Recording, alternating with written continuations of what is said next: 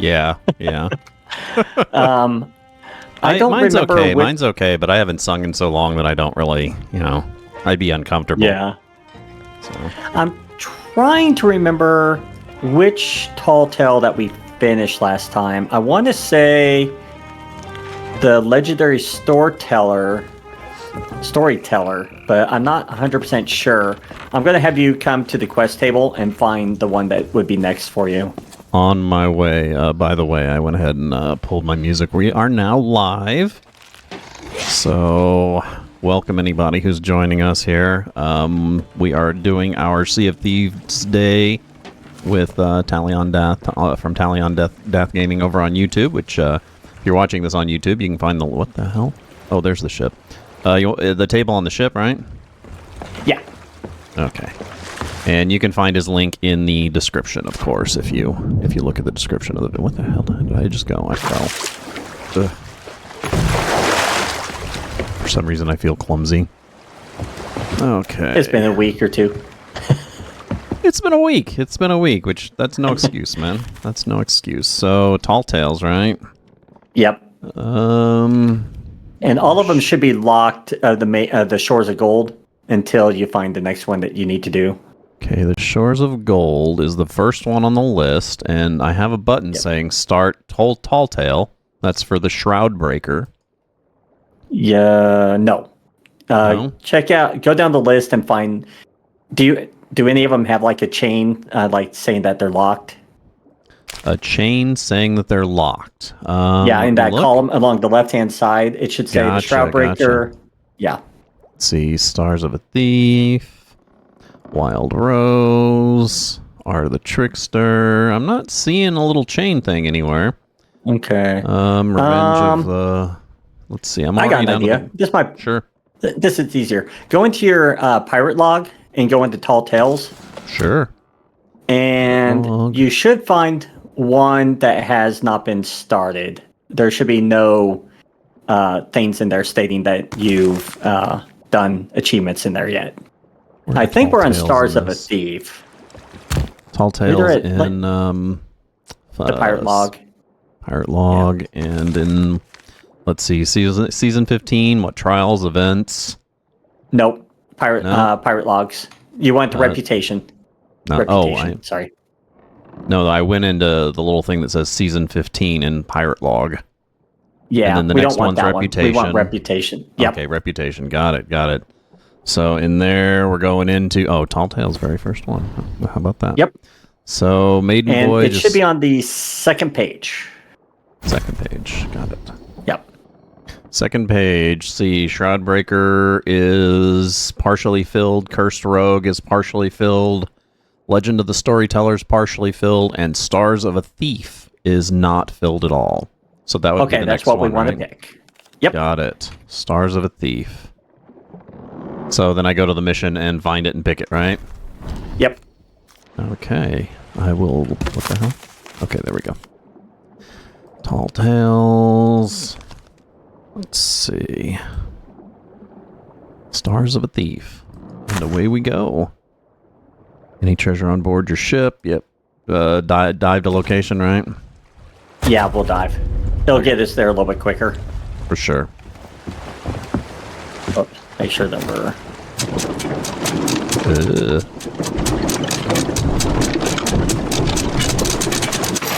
There we go. And I'm going to pull up at least a walkthrough of where the books are.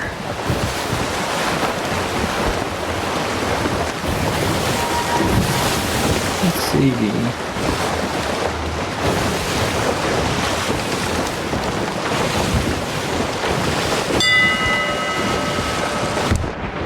Okay, what flag are we going to fly today? How about the standard skull and crossbones? That sounds good. The almost Jolly Roger.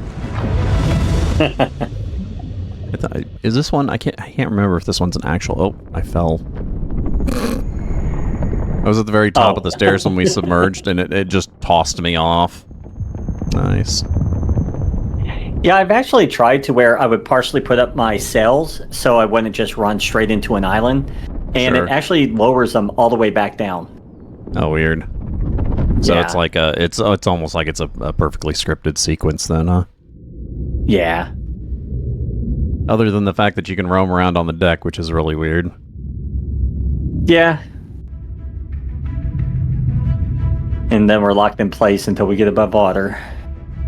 Yeah, the animated But where the sequences. tall tale is for this, where it starts, is pretty much right in middle of the map, right next to Whoa.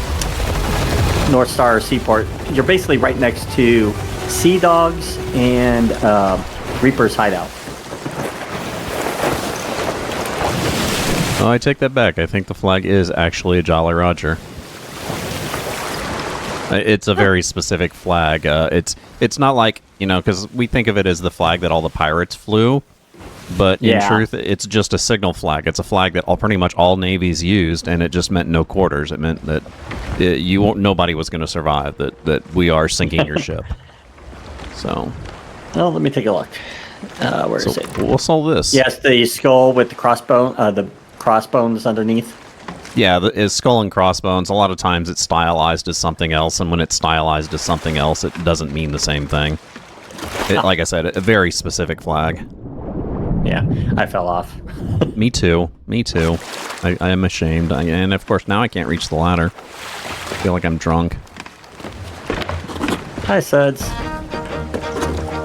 Oh, this guy is all fancy. Oh, yeah.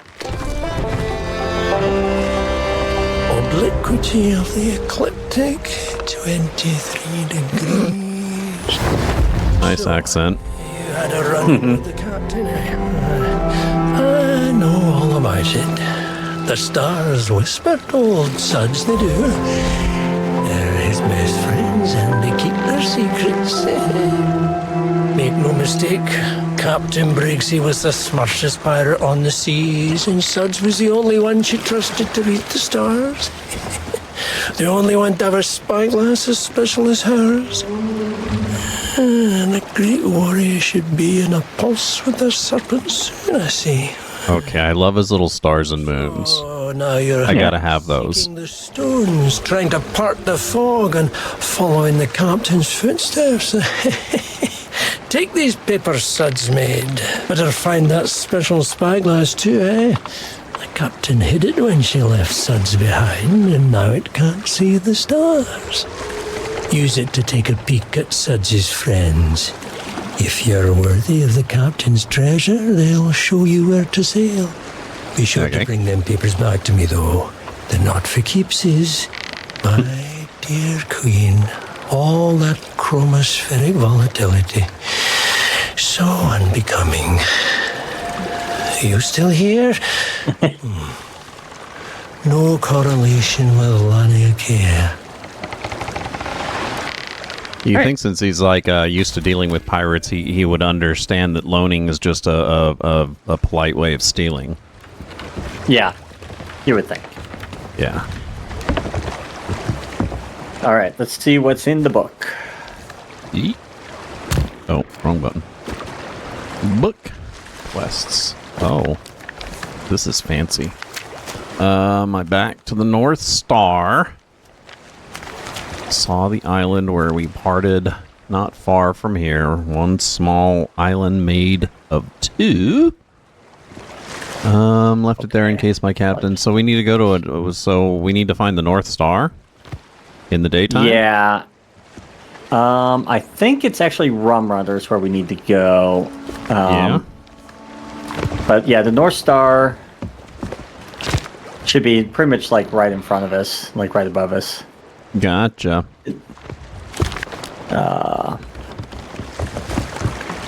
Because I do know the beginning of the quest either begins at Rum Runners, or it can begin at Lonely Island, I believe. Yeah, I believe the other one it can be at Lonely Island. Hold on, let's look. We're looking for 2 rocks. Hold on. Let me. I don't know if it might be here. Well, yeah, I see 2 rocks, so it very possibly is there. Okay. Sure. Well, We're not going straight into docks, hopefully. That'd be embarrassing. Oh, yeah. There is a book on rum runners as well that we need to find. Sure.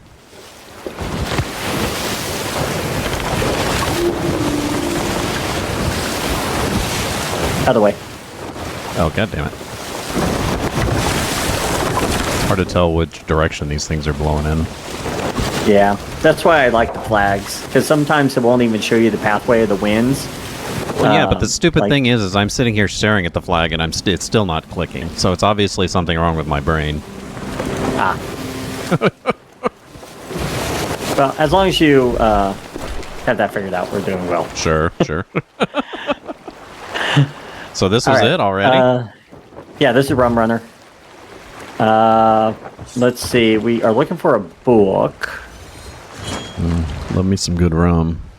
Ooh, we got Nasties over some there. dangers over here. What are they doing? We've got sea crawlers and... Oh shit, I didn't grab any Come on. food or anything. Take down that shield. Thank you. Take down that shield. We don't want that shield up. What? Oh my god. Whoops, I didn't mean to actually go jump into the water, but that's okay. Captain Wheeler. Wheeler the Stealer, like Stealer wheels. Oh, ow, ow, ow, ow. Where did you come from? Who? Son of a... Oh, him. Yeah, I didn't even see him sneak up on me. Want to stack this in Well, go place ahead. where I can get it? We'll just put it right here in the water, the deep water. Okay, got it. And there is a book right over here, if you wish to read. Oh, it is, right here. Okay, Suds met a young whippersnapper. Great. That's an old person word. Green as leaves he was. He hadn't even heard of the North Star. You don't need no spyglass to find her, Suds told the lad. She's the biggest and the brightest friend, and she likes to stay put. Spot the North Star, and you'll never need a compass again. And the boy smiled and asked Suds, what if it's raining? Suds gave the lad a thick ear, too busy for foolish questions. Gots to reach old plunder by nightfall. Okay. Oh, we got That's one kind of nice- funny in a way. nice He gives a boats big here. bump inside the head.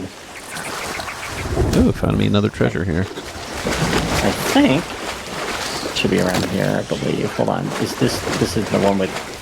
Oh, we might be on the wrong island. Okay, I think we're on the wrong island now.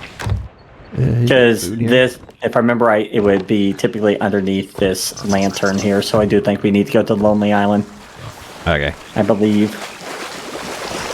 The little Let's see. swimming piggies. It reminds me, you ever hear about that Beneath island the with the tree. swimming feral pigs? No, I don't think I've heard that one. So in the Caribbean, somewhere in the Caribbean, I'm not really sure where. There was a shipwreck of a trader who was carrying a bunch of pigs, long-haired pigs, and they wrecked. No one survived except for the pigs. And Okay. the pigs survived and thrived on this island, and now even today, it's a huge tourist trap. You can go there. Of course, you have to take a boat to get there because there's no civilization on the island. And the cute thing about these pigs is it's an atoll. It's a series of like small islands, just like this thing, and they swim between them to scrounge. Oh, that's kind of cool. And they're really cute. They're really cute. So what's going on? What do we still have here? I could have sworn it was here, but I think I picked the wrong one. Uh-oh. Yeah, well, it was okay. Yeah, I picked the wrong one, but we did need to come here anyway for a book. For the book, of course, yeah. Well, I think I got all the shinies. Nice. Okay, let's take a look here.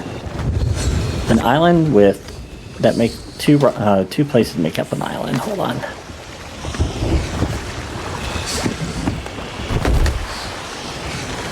Okay, okay. It's south of us. Okay.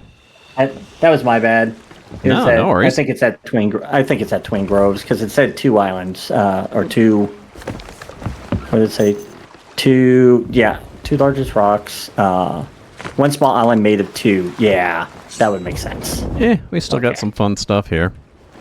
Oh yeah, got some good treasure. Those sure. skulls are really good.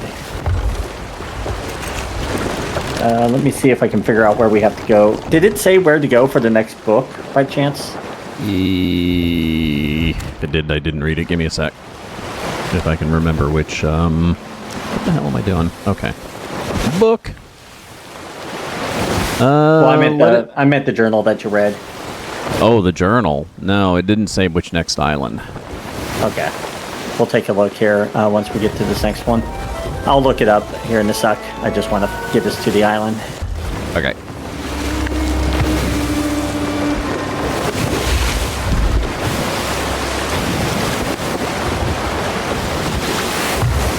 Let's see if this tells us where we're going to go next. Nope, it's talking about all the lovely different constellations up in the sky. And each of those constellations in this book represent basically a point on the compass. Oh. Huh. You'll understand once you point one up in the air. Sure.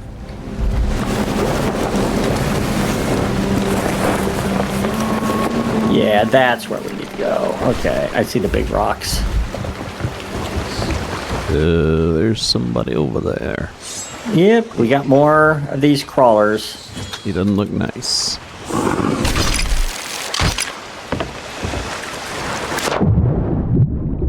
Hello, guys.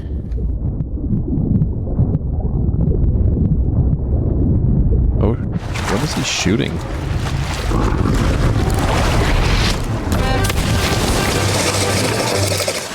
Do you have a snake around him or something? That's weird.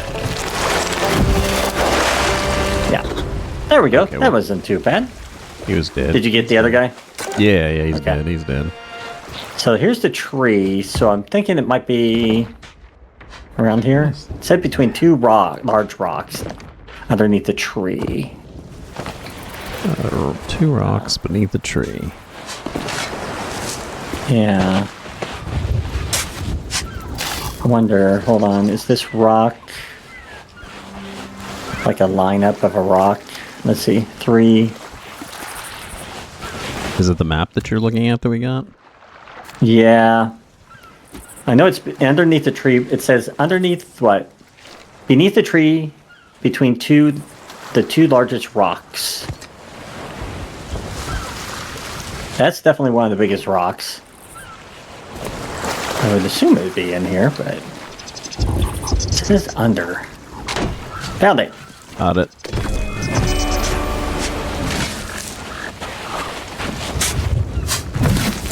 I was like, I don't think I'm going insane. I guess I could have gotten out my shovel. Oh, well. got it. So collect all that stuff? Sure. Cool. Ancient spyglass. Yep, look up in the sky. Oh, neat. What am I looking for? We should have new pages, I believe, so we'll take a look here in a sec. Okay.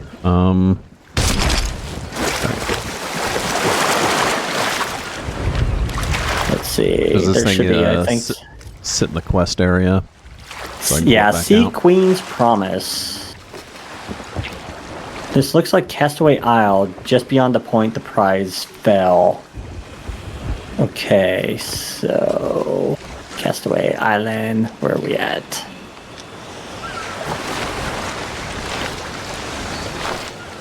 Castaway Island, where the heck you at? Oh, over here. Okay. So we'll head towards Castaway, and it looks like we need to head towards Medusa, or sorry, that's the Sea Queen, and then towards Sure. the boar up in the sky. Old boar. Yeah, let's take a look and see where the Sea Queen is. I have no idea what's going on. Or, well, I guess I have a slight idea. Yeah. Did you look up in the sky and look at the constellations? I did. I saw them, but of course, at this point in time, I didn't really know what to do with them. Yeah, we're going to use these to determine where we need to go. There is... Don't look at the sun. crab. Well, it's pretty neat that is this draws the warrior. lines and actually shows the entire thing of the constellation in it. Yeah. And the longer you look at it, it'll actually do the shape. Yeah, that's magical. Yeah, I'm trying to find where the... Okay. That's There's the the boar. mermaid. You looking for the boar one? Yeah, which way is the boar? Have you seen it? This cannon here. Look off a little bit to the stern of the thing. It's up here somewhere. Oh, I can't see. There it is. I might be in your way. No, you're good. You're good. So I should be facing directly towards it. Hold on. Okay, let me... So what is that about halfway between 6 and 9, right? Doesn't help that the cloud's in the way. Actually, you can see it through the clouds. Just Why am kind I not of seeing it? the magic. You got to look further up. It's Let's see. I'll tell you what. Yeah, usually I can find these better. It's so stand right where I'm standing. Face the cannon. And then look up at about 45 degrees.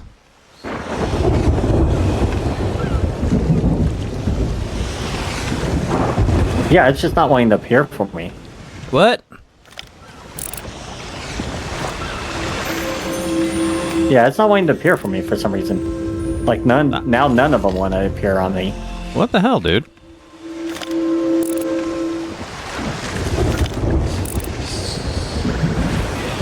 Yeah, I don't know. Oh, look at the one I'm using. Oh, you're using the regular one?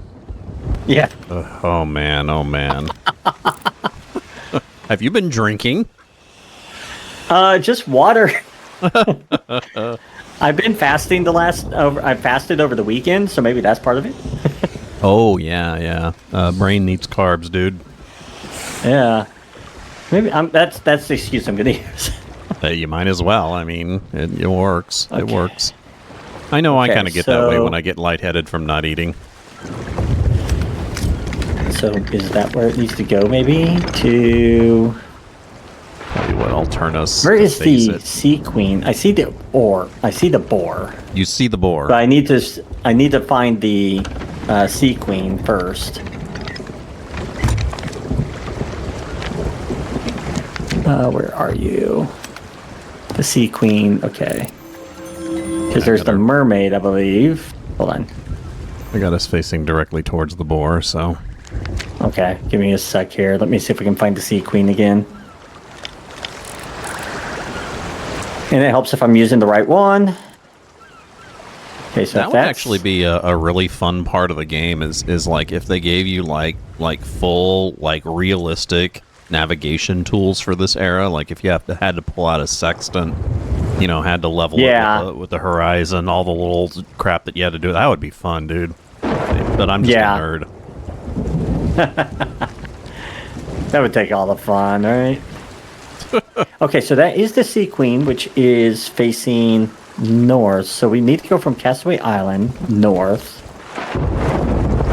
Okay. Yeah, the problem with navigating like that is everything's too close and you can see everything from one place to North, another, so kind of west. defeat the purpose. Yeah, I kind of want to say we're going to need to head over to what is it called? The Isle of Last Words, because it looks like it might be northwest between the two. Yeah. At least that's what it looks like. I'm trying to... Let's see.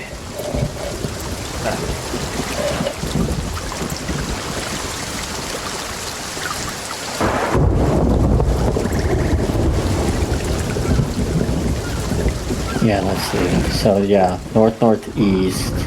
Uh-oh. Those guys are popping back over there, getting all mad. Oh. Throwing shit at me. Sons of a bitches. Like, we will find you. Oh, no, he's trying to come after me. Yeah, I'm pretty confident that's probably the Isle.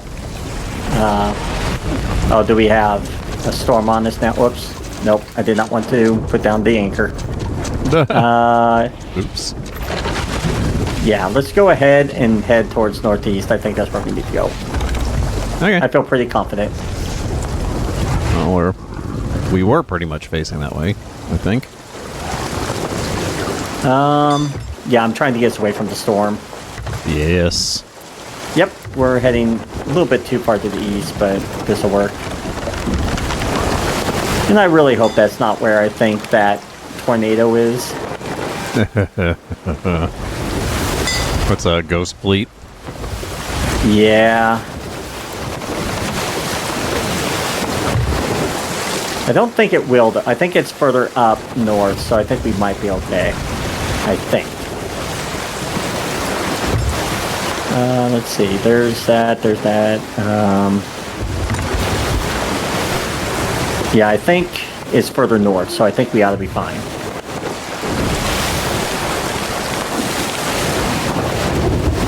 Yeah, we're on a good trail straight to it. Oh, actually, that flag isn't a Jolly Roger. Now that I can see it more clearly now. The bottom rungs, they're not full bones on the bottom. They're like little spiky bones. Yeah. I don't think there is an actual Jolly Rancher in this. Jolly Rancher?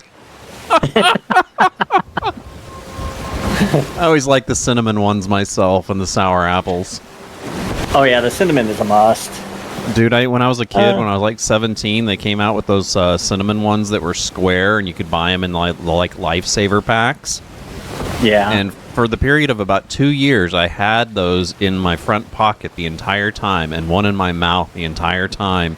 And by the time I finally decided to give them up, my taste buds were so burnt out I couldn't taste anything.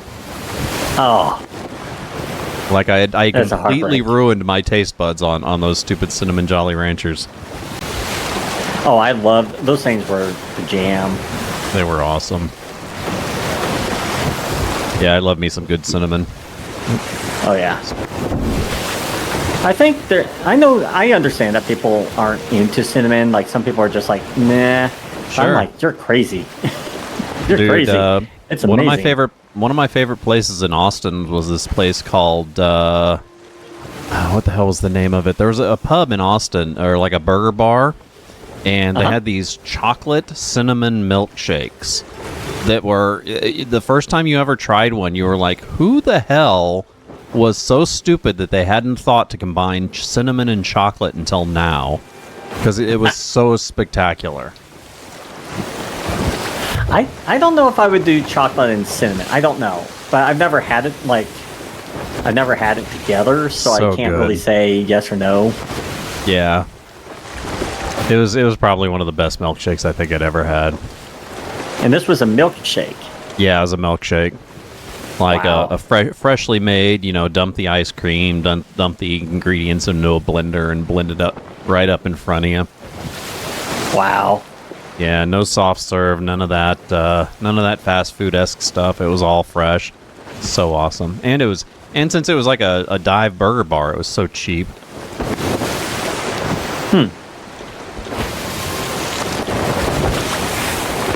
But yeah, I don't know if they have those anymore in Austin. My favorite location for it, because Austin has since gentrified quite a bit because of all the stuff that went on there, and like the South by Southwest Festival and everything just kind of gentrified the entire area. And my favorite location, the last time I went there before I moved away, it turned into a wine bar. Really? Yeah. You might have told me about this wine bar. Oh man, dude. So yeah, it's like we were meeting a friend of ours, and we were like, hey, let's go to this. Let's go to the place and get that milkshake, you know. And we went to the location, and it was a wine bar, and they didn't really want to go anywhere else. So we actually went into the wine bar and ordered, you know, like pretzel bites with beer cheese and I don't know, other stuff that they had there that was just really not on point from the stuff that they normally served. And the worst part was it was the same owner. The guy had just changed it because he thought it was more appropriate for the area because the area, what the heck? Somebody firing? It's Shipwreck Bay. They're shooting at us. But yeah, the guy had thought, well, because the area was getting a little bit more upper class, that it might be beneficial to turn it into a more, you know, hoity-toity place than have it continue being a burger bar. Yeah. Which sucked because the milkshakes and the chicken fried steak were some of the best. There was a burger joint out in California where I grew up as a kid. It was like Big 88 Burgers. It was Route 88 going up into Sierra Nevadas. Nice. For anybody that ever is out in that direction. And it used to be really like a itty bitty restaurant, like maybe like six seats at the bar, like at the bar basically. It had no real sitting places in there. And by the time I moved away, they had expanded it to actually have a seating area and everything. Like it became that popular there in that town. And of course, it was a place for people to stop on their way up to Kirkwood and all that to go skiing. Sure. And their burgers, oh my gosh, they were like so greasy, but they were so good. Nice. The gem is supposed to be hidden underneath the water, so we're gonna have to go kind of swimming off the deep end here. Oh, for joy. Oh, I found it. It just shines really well if you jump into water. Well, it helps that you park the boat like right over it. Yeah. If you want to come down there, I'll just show you where it's at. I know where it's at. I'm sitting here right in front of you. You see me? Do I need to pick it up? Oh, I didn't. Yep. Sorry, I didn't even see you. No, you were behind me. Yeah, I was kind of just off in the distance there. Yeah, dude, you parked the boat right freaking on top of it. How did you manage that? That was pretty impressive. Well, the description said it was just off the point of the island. Sure. And so that helped me get an idea of where it needed to be. But to actually be right on top of it, that was still impressive. I'll take that. Well, I mean, yeah, you dove right off the friggin' figurehead and just like right down there. Yeah. All right, let's see where this next... we have one more gem to find. Okay, I once found a song verse among the captain's stains. When I asked her about it, she told me she had spent time trying to decipher it, but her spyglass broke. I recall an island matching the song's description in One Eye's direction far from my sea post. One Eye. I think that is... Let's take a look at the book. One Eye. What the hell are you reading? The book. Oh, okay. Tall Tale book. The poems. Yeah. Let's see. One Eye. Who would be One Eye?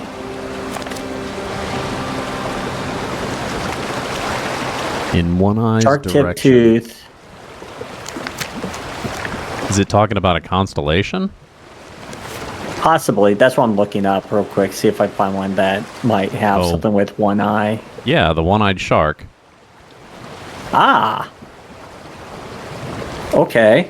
It's pretty obvious with that one. It's literally called the one-eyed shark. Nice. Yeah.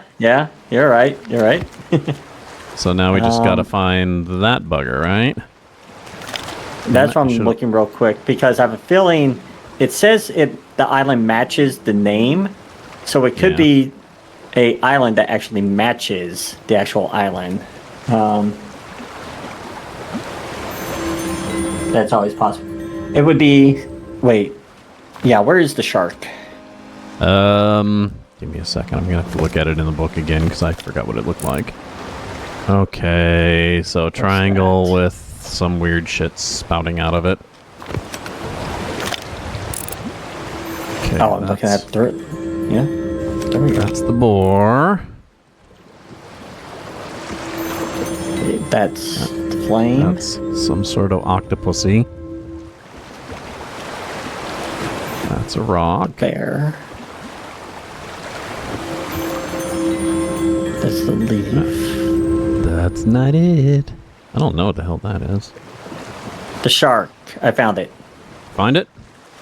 Give me it's direction.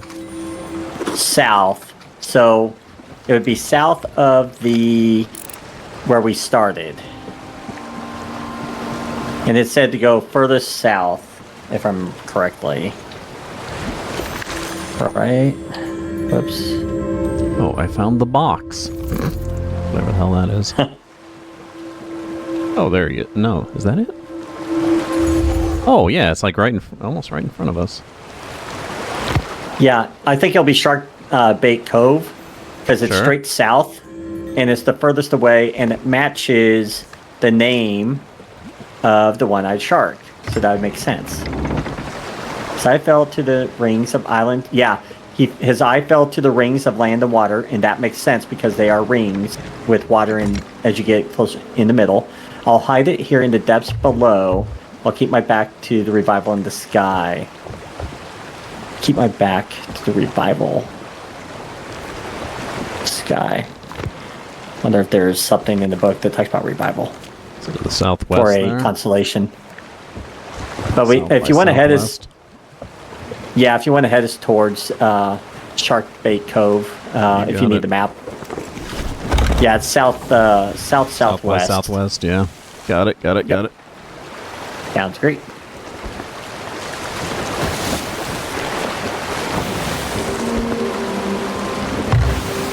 Keep my back to rival in the sky. Okay.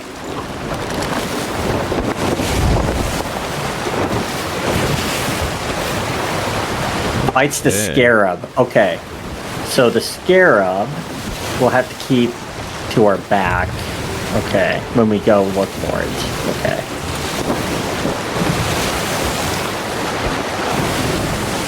Yeah, there's a ship in that area.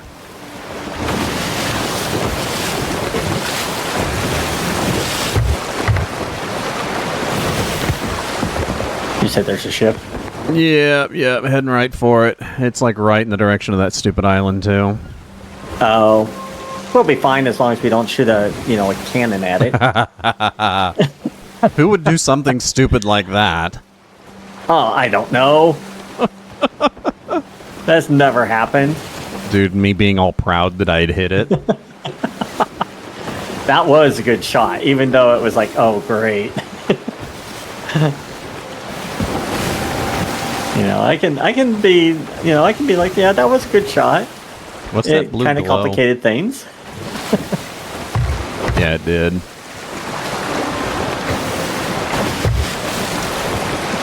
We'll just stay Nope. over on this side of the, The glow? yeah, and hopefully it'll turn around. Okay, well, I'll do a little bit of avoidance steering. Okay. I'll head straight for that island and then turn sharp to the starboard when we get there. Sounds good.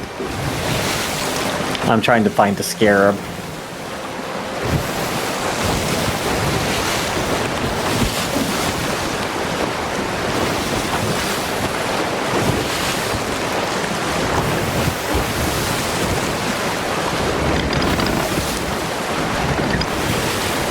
Because that will tell us where...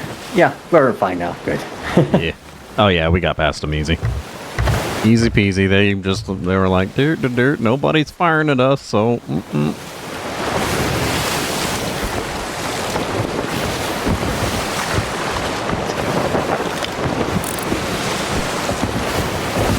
There's the boat. I do like this special telescope you get. It's just Yeah. an interesting way of doing a tall tale. For sure. It is kind of ingenious when you think about it, the way they did it. Just like they put a lot of thought, I feel like, in a lot of their tall tales. Sure. It is a very interesting way to lead you to a target, for sure. Oh, yeah. That's the arrow.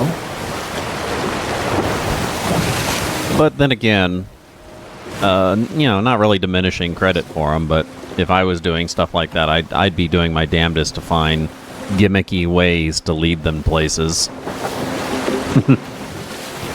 Like, that's the name of it. It's all pirate stuff. It's all about finding obscure puzzles and gimmicks to get people to where they're supposed to go. Yeah. Like the one that we did that one time that had the little cutouts and the piece of, what was it, like a piece of wood or something? Yeah. That And we had to match that. Yeah, and that had was to match good. that up. For sure. Okay, I found the scarab. So we have to keep our back to it when we're searching the island. Okay. So it sounds like we need to... It might be somewhere on the northern side, maybe in the middle, southern area, maybe. Let's see what the book says again. We're still a ways away from that island. Oh, yeah. Jeez. Excuse me. Was I heading that close to something? Oh, I guess so. Oh, yeah, the Fort of the Damned. Yeah, that is actually a very interesting world event that you can activate on the higher seas. Huh. There's like two ways interesting apparently fort, for to sure. do it. Yeah? Yeah, there's two ways to do it. Either you have to collect all 8, I think it's 6 or 8 colors of lanterns, and that requires you by dying by a skeleton, by poison, by lightning, by fire, by shark, and I think the other one is by PvP, which is why it's only available on Sure. higher seas. Makes sense. It's kind of an interesting way of doing it, but they changed it to where you can now locate a specific skull that you can quest for to basically activate it just using that skull.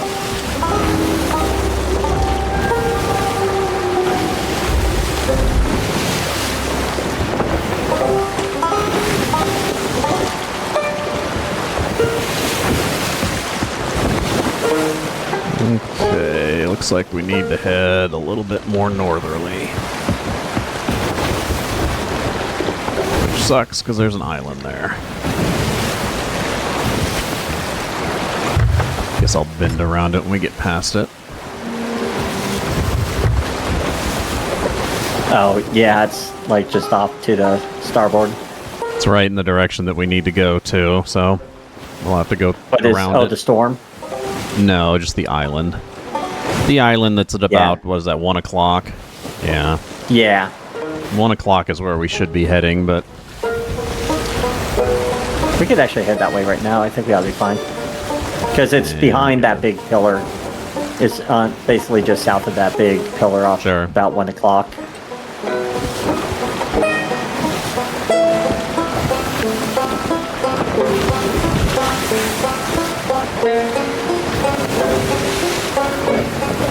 Get us turned a little bit.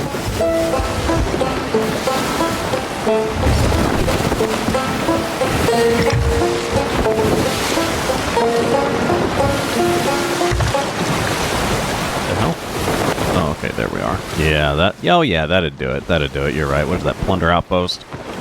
Yeah.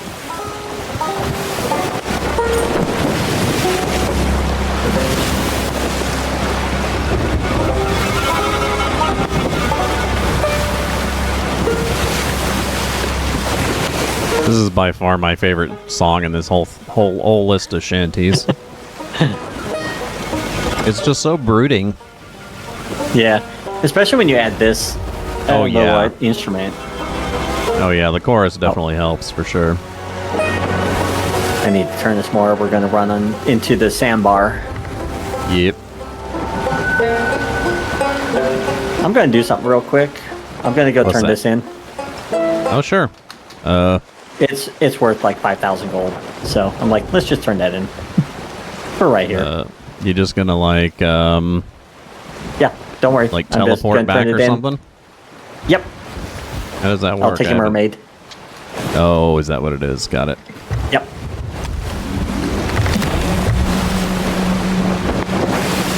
Yep, there you are, mermaid.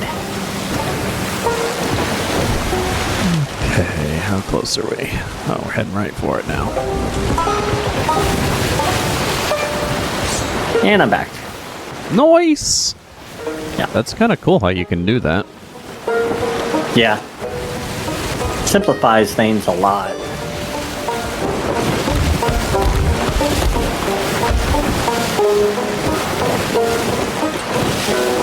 So that should be it right there at 1 o'clock, right? Yep. I'm heading 1 or 2 o'clock. Yep, I'm gonna start heading towards it a little bit.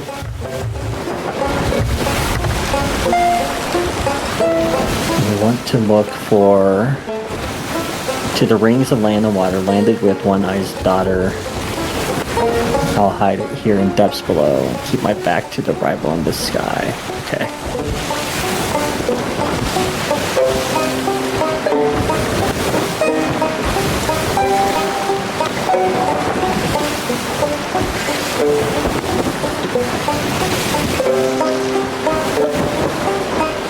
Oh, I found where the next book is. We have to go to Plunder Valley.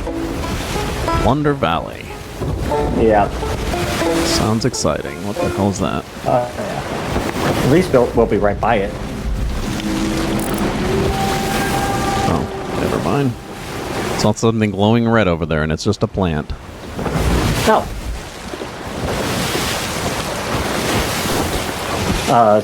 Sails. Oh.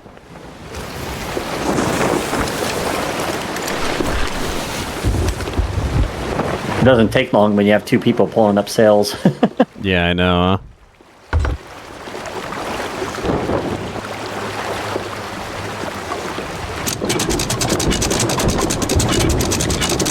There you go.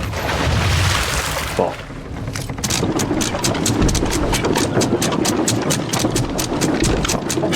Okay. All right, let's head on into the middle. Yeah? And we need to keep our backs to the scarab is what it made it sound like. Backs to the scarab. I don't know what that means still. The constellation. Oh. Gotcha. There's a shark. Oh, hey. What's he doing? Oh, there's a couple Hey, sharks. Sharky. Yeah. There's like a little altar or something up here. What's all this then? There's a bunch of writings on this island. Oh, there's an explosive keg up here. Oh, and here comes the skellies. It was only a matter of time. Could it be in here? There's a deep area.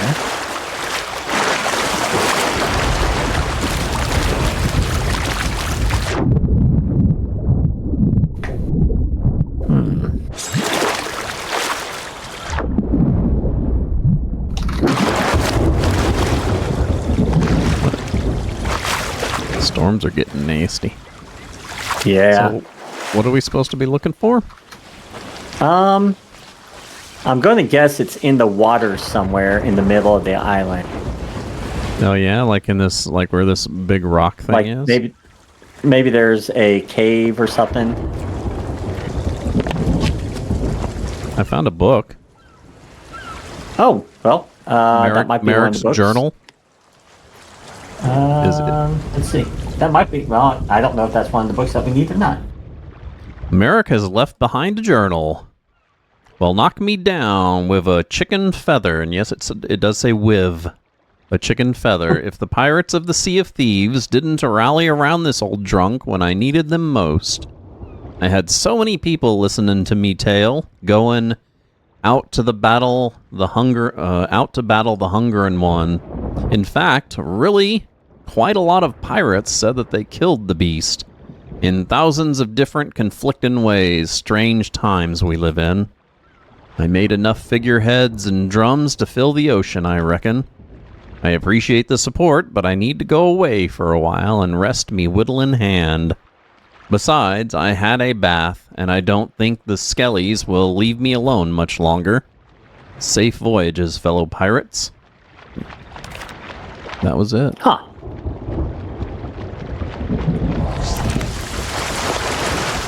Oh, I found it. You did? Yeah, it was in the deepest section of the water. Where the fuck are you? Like right below me, aren't you? Yeah. It was underneath the bird. Got it. Figures.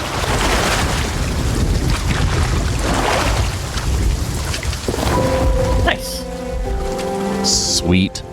An ancient awakening. Star of Thieves. Star of a thief? Oh, yeah, okay, got it. That's our Time quest. to go find these books.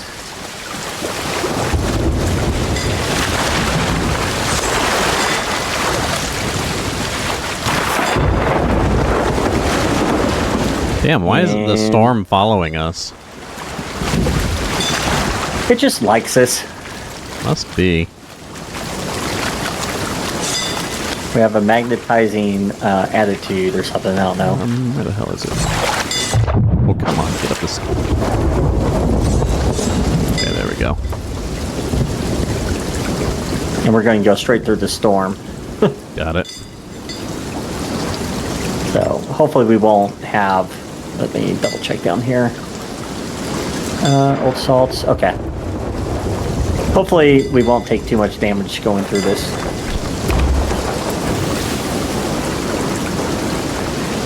I'm trying to get us away from the island real quick so we don't hit the sandbars. Got it. Oh, wow, yeah. And away we go. Actually, I might just try and hit straight north. That might keep us away from the majority of the rocks. I can't even see where the hell we're going. Oh, okay, now I can kind of make it out. Yeah, I'm going to kind of trust you a little bit with the map. Let me know which direction we're heading. Where are we supposed to be going? Yep, keep going. There we What? go. Good. The sails, they're in a good spot. Oh. There we go.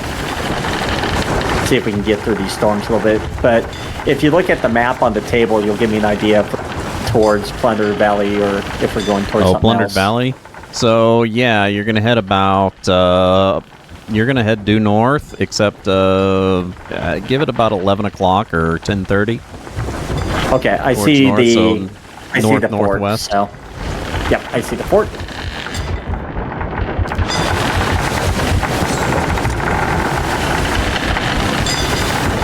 This thing bites you.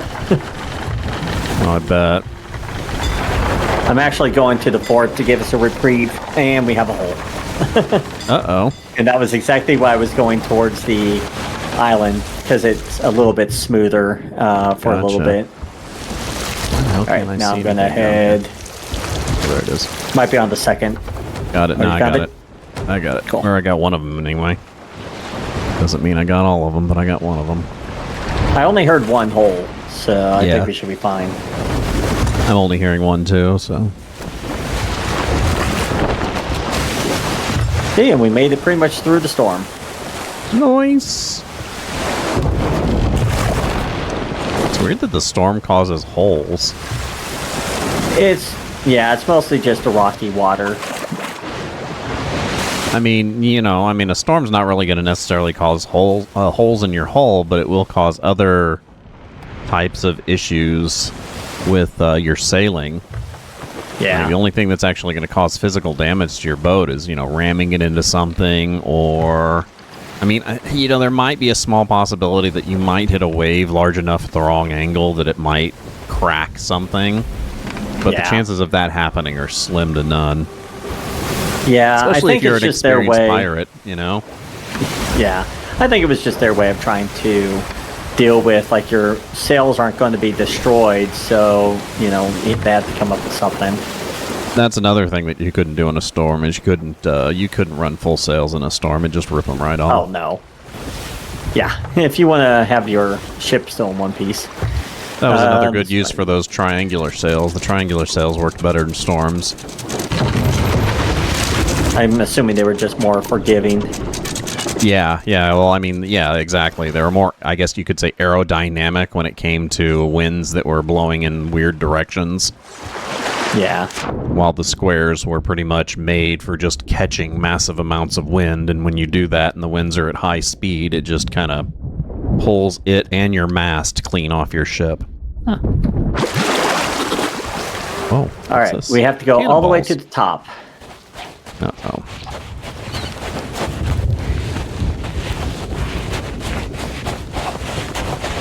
Because where all the books are going to be pretty much next to a telescope. Okay. Which makes sense because Suds enjoys looking at the stars. I just need to remember where the ladders are. Sure. Let's see. Where are we at? I don't know. I'm following you, Bubba. I know. It's a scary thing.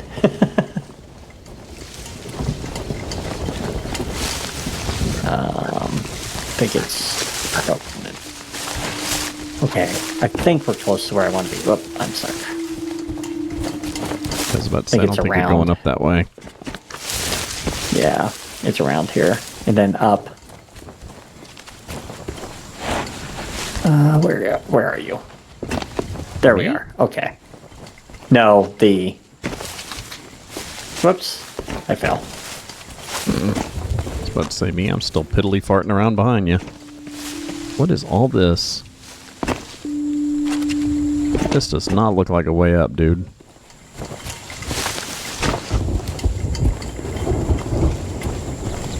Aha. Aha. Is this where we're going? If I remember right, there should be somewhere around here. Nope, not up here. Over here. What? Or there should be a book. Yep, there's the book. Ew, ammo. Where? Oh, you're over there. Oh, I see you. I see you. I see you. Yep. Right down there in that little crevice right there. Uh-huh. Oh, there's, oh, that's so neat. Okay, brave little glimmerfish. He used to swim down here in the water with all of his brothers and sisters shining in the sun. Sometimes it's not wise to shine too brightly. Bigger fish came with empty bellies, and their teeth went snicker-snack. Hey, that's a reference to Alice in Wonderland. I hear skeletons. Soon Glimmerfish was all the... Nice. Soon Glimmerfish was the only one left to guide the Ancient Ones on their journey here. One little brave light, all alone. The Ancients felt sorry for Glimmerfish and placed him in the heavens. Never mind. I guess I won't read that. Did you get hit? Yeah, he knocked me off the cliff and killed me. Well, almost killed me. I thought I had them all. All the way back up there. Yeah. Oh, there's a slidey thing to slide down, too. Yeah, there is. Yeah, I thought I had them all off of you, but apparently one snuck by me. No worries. Well, actually, there is kind of a worry, as getting up there was a pain in the ass to begin with. Yeah. And there goes all my food. No food in that barrel. Let's see if I can find my way back up. Oh. There's a little archway here, which I guess kind of marks the spot. There's actually a ladder over here. Oh, get out of my way, little pigly. Come back. I was going to say, come back my way. Your way? That's where I'm heading. Yeah. Well, I meant come back the way you were, but because I found a ladder that would take you up. Oh. It's okay. You can go the long way around. You'll still get here. Okay, so Snicker Snack, in case you were wondering, is from the Jabberwocky. Oh, okay. Yeah, that's the noise that the guy's Vorpal sword made when he cut off the head of the Jabberwocky. Where was I again? Oh, over here. Right there. I'll try to do a better job on protecting. Let's see, where was I? Sometime not shine too brightly. Soon Glimmerfish was the only one left to guide the Ancient Ones on their journey here. One brave little light alone. The Ancients felt sorry for Glimmerfish and placed him in the heavens where he could swim safely. Lucky little fish. Now Suds must swim along too, all the way to the shores named after the sneaky snake. So we need to go to the shores named after the sneaky snake? Snake Island. Well, that's... sounds kind of obvious. Yeah. Okay. And down the zip line. When I was a kid, I used to read Dragon Magazine for, Dungeons and Dragons publication. Oh, yeah. Oh, yeah. And one of the advertisements I distinctly remember from that magazine was an advertisement for dice. And oh, really? And the advertisement for the dice was, does your Vorpal Blade go snicker snack? And the idea was that, are your rolls not rolling high enough to, do you need new dice kind of thing? Oh, interesting. This? An adorned Just, receptacle? It's not worth much. Oh, okay. This bird right here, we will be back eventually. He does the Art of the Trickster Tall Tale. Oh, salty. He's cute. Little cute bony bird.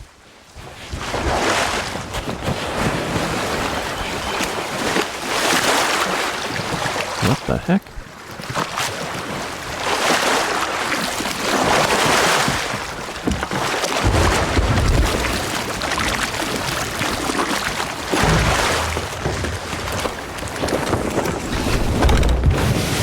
All right. To Snake Island. Away we go. Oh, yeah.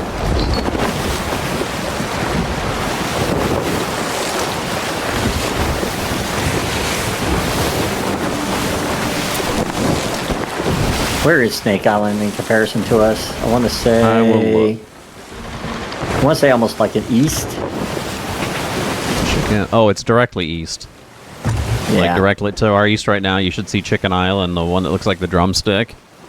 Yeah. If you head just slightly north of it, still due east, is Snake Island. Yeah, I had to wait for this rock. Sure.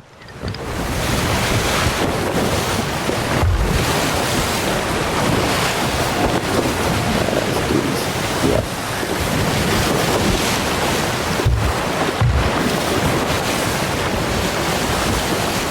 There we are. So, latest adventure on my movie nights. I've been finishing up my Christy McNichol movies. I always wondered what happened to her, so I was like revisiting some of the movies that I remembered from her from when I was a kid. Yeah. And I told you about that one that was like a spoof of Pirates of Penzance. Yeah. The one that I watched last night, which was the last one that I was going to watch by her, was her and Tatum O'Neal. And it even had Matt Dillon in it, if you remember him. What? Yeah, and it was a 1980s movie called Little Darlings, where they play two girls going to summer camp who bet each other that one or the other can lose their virginity before the other one. And oh my god, it was just a different time in the 80s, man. To have a movie like that just is so weird. Watching this, I mean, people say that you couldn't make a movie like Blazing Saddles today, which I kind of disagree. But there's no way, there's not an icicle's chance in hell that you could make a movie like that one that I just watched the other night today. It would never happen. It's sort of like, I don't know. I think Blazing Saddles could be done, but I feel like the messaging would have been a little bit different in it. Sure. Well, yeah, different time. I mean, that was right in the middle of the civil rights, movements and stuff. Yeah. So obviously, and the message was great, basically. Oh yeah, I love the messaging of it. The timeliness was the best part of it. So the idea that you couldn't make it today, in my opinion, would have nothing to do with the language or the subject matter, but more of the station and time. What the heck is that? Just a megalodon, but we're close to the shore. It's not going to attack us. Oh, jeez. See? Got it. Yeah, so because of that, then I was like, all of a sudden I decided I was going to go on a Tatum O'Neal kick, and decided that I'm going to revisit the old Bad News Bears movies if you've never seen those. Oh yeah. Yeah, Walter Matthau was great in those. It's been a long time since I've seen it, but I have seen it. And those were mid-'70s for the original. They remade it with Billy Bob Thornton in like 2005, and that one wasn't bad because Billy Bob Thornton kind of naturally plays that type of character anyway. Yeah. It's the same type of character he played, like Bad Santa, just a worthless, drunk kind of guy.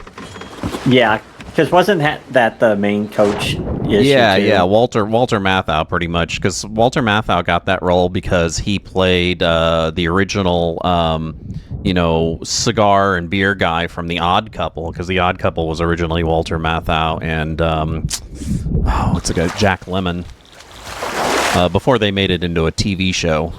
They were the ones that the movie was based off of. So because he played that type of character, he was like a shoo-in for that role. Oh my god. Here. I can hear stuff already creeping up on me. Oh, it's down here. But it's down right there. Got it. Oh, hello. Well, fine. Down where? Yep. Yeah, it's right down, right below me. Oh, got it. It's about to dive off the fucking cliff. Snake has many voices and likes to play tricks. He coiled along a branch and waited until the great warrior was near. Help me, came the sea queen's cry. Won't somebody help me? For wicked One-Eye has me by the tail. Warrior heard it all. Warrior ran through the trees, not looking up above his head, and whump! There came a singing snake to coil around his throat. Snake is cunning, but Warrior is strong. He grabbed at Snake and hurled him up into the stars, where he has lived ever since. Suds can't get a good view from here. Needs to sail out to Old Harry's place. I almost said Harpy. Before daybreak. Doesn't mean we need to go to Old Harry's place before daybreak to look for some snake. Yeah, I'm trying to see. I know where it's at because I'm kind of not really cheating, but I'm doing the guide. Sure. And unless you really want to do a lot of backtracking, we could go to the next location, which is actually Devil's Ridge, and I'm not sure why it says Old Harry's place. Sure. Because that doesn't tell us much of anything. Yeah. For us to know, hey, that's where we need to go. Let's see. Unless Warrior would... Let's see. Won't help for Wicked One has me by the tail, Warrior said. Warrior ran through the T. Can't get... Needs Old Harry's place from daybreak. Before daybreak. Okay. Yeah, that doesn't make a lot of sense with how the wording is. I would assume it'd be in the direction of the Warrior, but the Warrior isn't down by Devil's Ridge, right? At least I don't feel like it is. Oh, son of a bitch, dude. You stopped at that snake, and I was like, fine, until I backed up, because I saw the snake you were swacking at, and I backed my ass right into a snake, yeah. Son of a bitch. Oh, what's this? Down here. Yeah. So now I got a snake bite on my butt. No.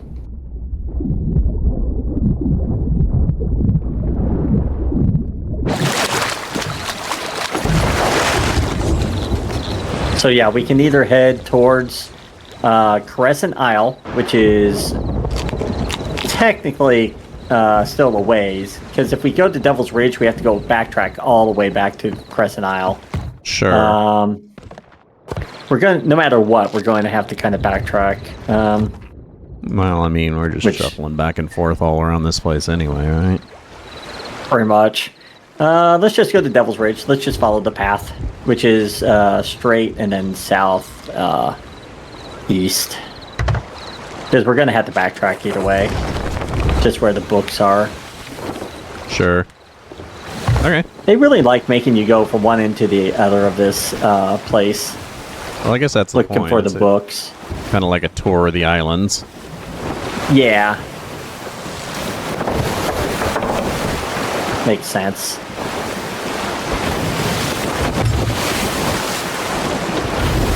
And I think this is a good direction for right now, so we have the most wind.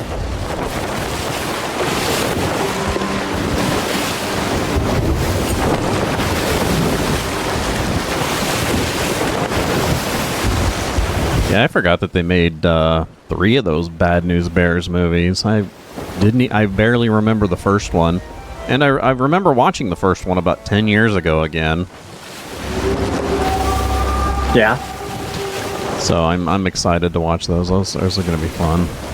Like I said, I always liked Walter Matthau. One of my all-time favorite movies is one of his where he plays it's a movie called Hopscotch where he plays a CIA agent who gets kind of pissed off at his boss and decides he's going to run from the CIA and write his memoirs and expose all the like nasty shit that his boss did during the Cold Wars.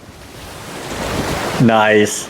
It's a really awesome movie because Walter Matthau plays, because he's an aging spy and he's seen like every game in the book, and he sits there and runs circles around his former, working mates trying to find him before he releases this manuscript into the ether.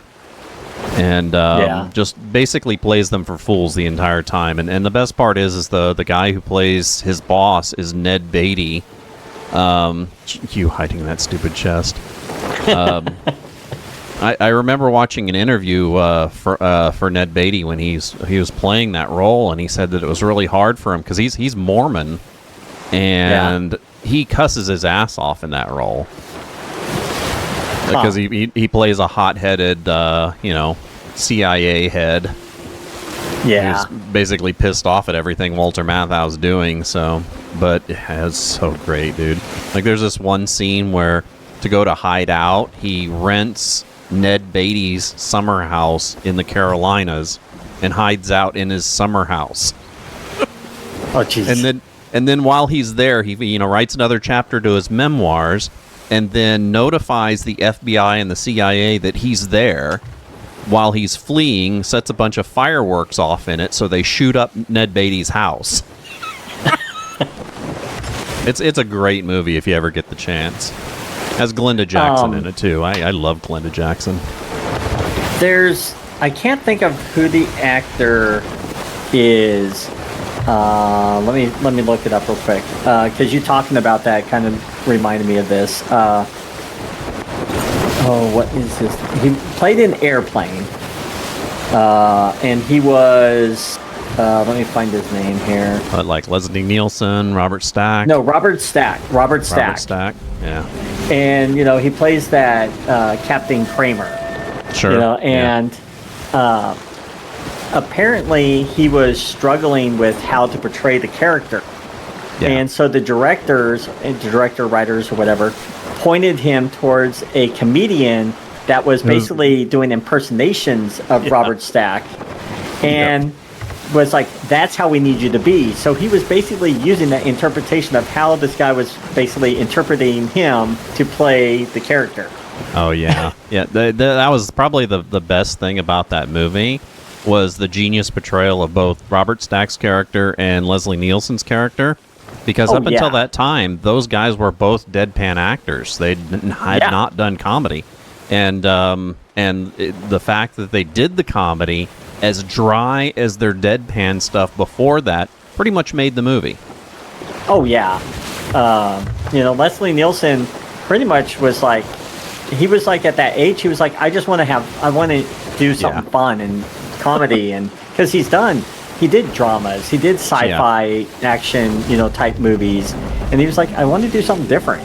And from what I understand, he was a terror on that set too. Oh, he harassed everyone. Why would that not surprise me? Yeah, one of the things that he did the most of is he'd run around with a whoopee cushion and make whoopee cushion noises constantly. Uh-oh, you're gonna hit that dude. Yeah, we might. Yeah. Oh my god. Okay, well, I should have told you to put up the sail. because we would have made a tighter turn at that point. What the hell are you doing? I don't want you to clap, you bozo. I hate when I hit the wrong key. Yeah. It happens, unfortunately. And we have to go all the way up. We got all the holes. I think so. I don't hear anything. Okay. What are we doing I'm here? just turning this around.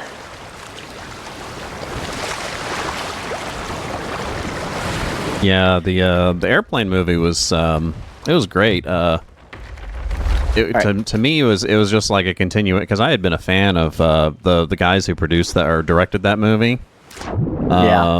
And the people that came from that because they all came from a comedy troupe called the Kentucky Fried Comedy Troupe.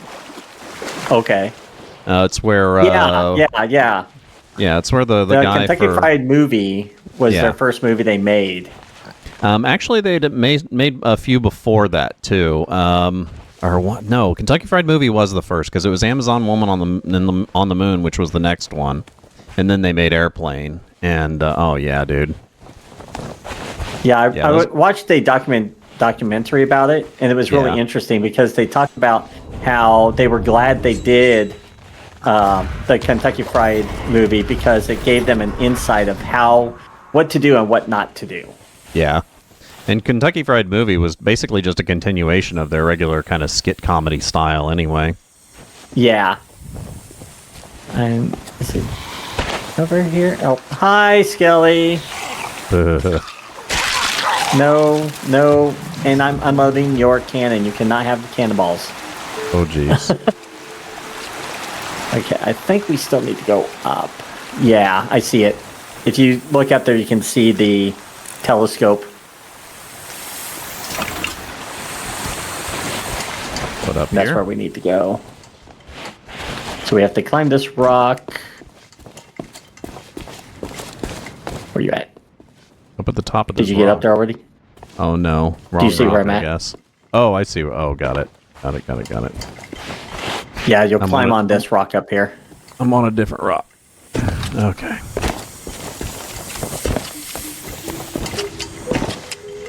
Let's see.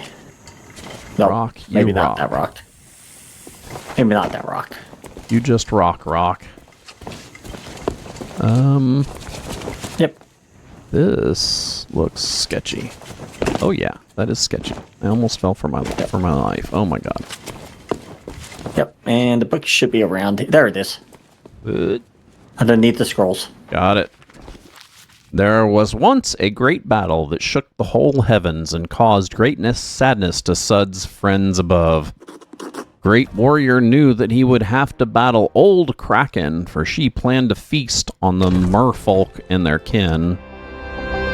To fletch arrows he would need, warrior told Proud Eagle to give up 8 of his feathers or they would go to war. Eagle refused, of course, and tore at Warrior with his sharp talons, but it was no use. Warrior fled with his golden prizes. He dropped 1 feather as he fell back to earth, and it's still in the stars Suds wanted to see from the moon-shaped isle. Okay. So what? Huh. Something Oh, about the moon-shaped a feather? isle, that's Crescent. Yeah, that makes sense. At least that one makes sense. Like this one, Harold's Place. It's like, what the heck do you mean by Harold's Place? Got it. All right. Let's see. I wonder if I can just shoot myself back down. Oh. Nope. It'll probably knock me all the way over, but I'm going to try it. Let's see how far it goes. Oh, wow. That actually is a good shot. It just knocked me off. Oh, hell, that was a great shot, dude. Yeah. I mean, aside I slid off. The wounds, I actually landed straight on the deck with the same shot. Yeah. It must have been the waves that gave us just enough. Yeah, maybe. All right, so we have to head all the way back now. The only reason we need to head back to it before we go down into the particular place where we take the stones is there's times where you will actually finish the quest in the same area. So it's kind of safer to just get the books done before going in there for that reason. Yeah.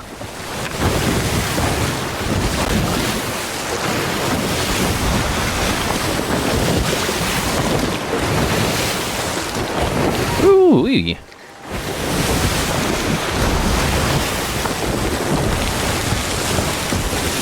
It's funny that you've been playing this long enough to where you know where all these islands are. Yeah. You play about a couple thousand hours, you start remembering at least the main ones. Because there's still some that I don't go to very often. I'm like, where is this at? Sure, sure.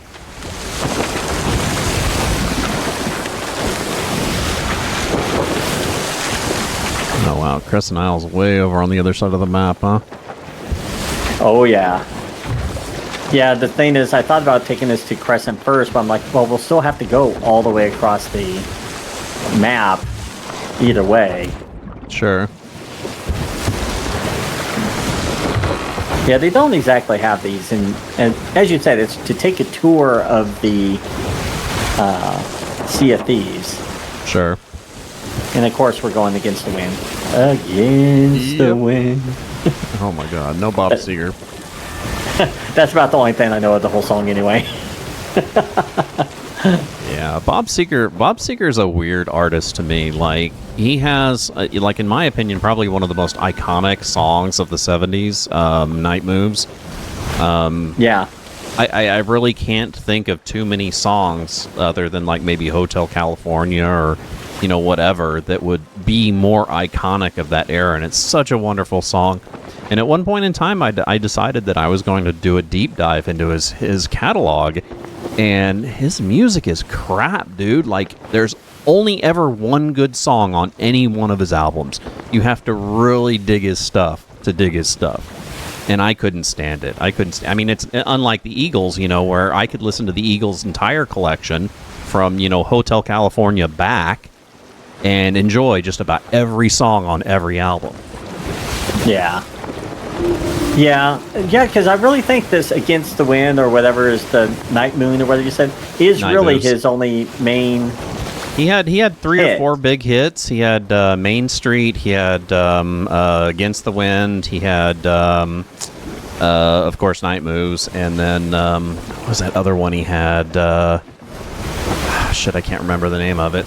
Though, oddly enough, he wrote one of my favorite songs by the Eagles, which is Heartache Tonight. You know, there's gonna be a heartache tonight. Was that who sang that? No, well, it was the Eagles who sang it, but Bob Seger wrote it.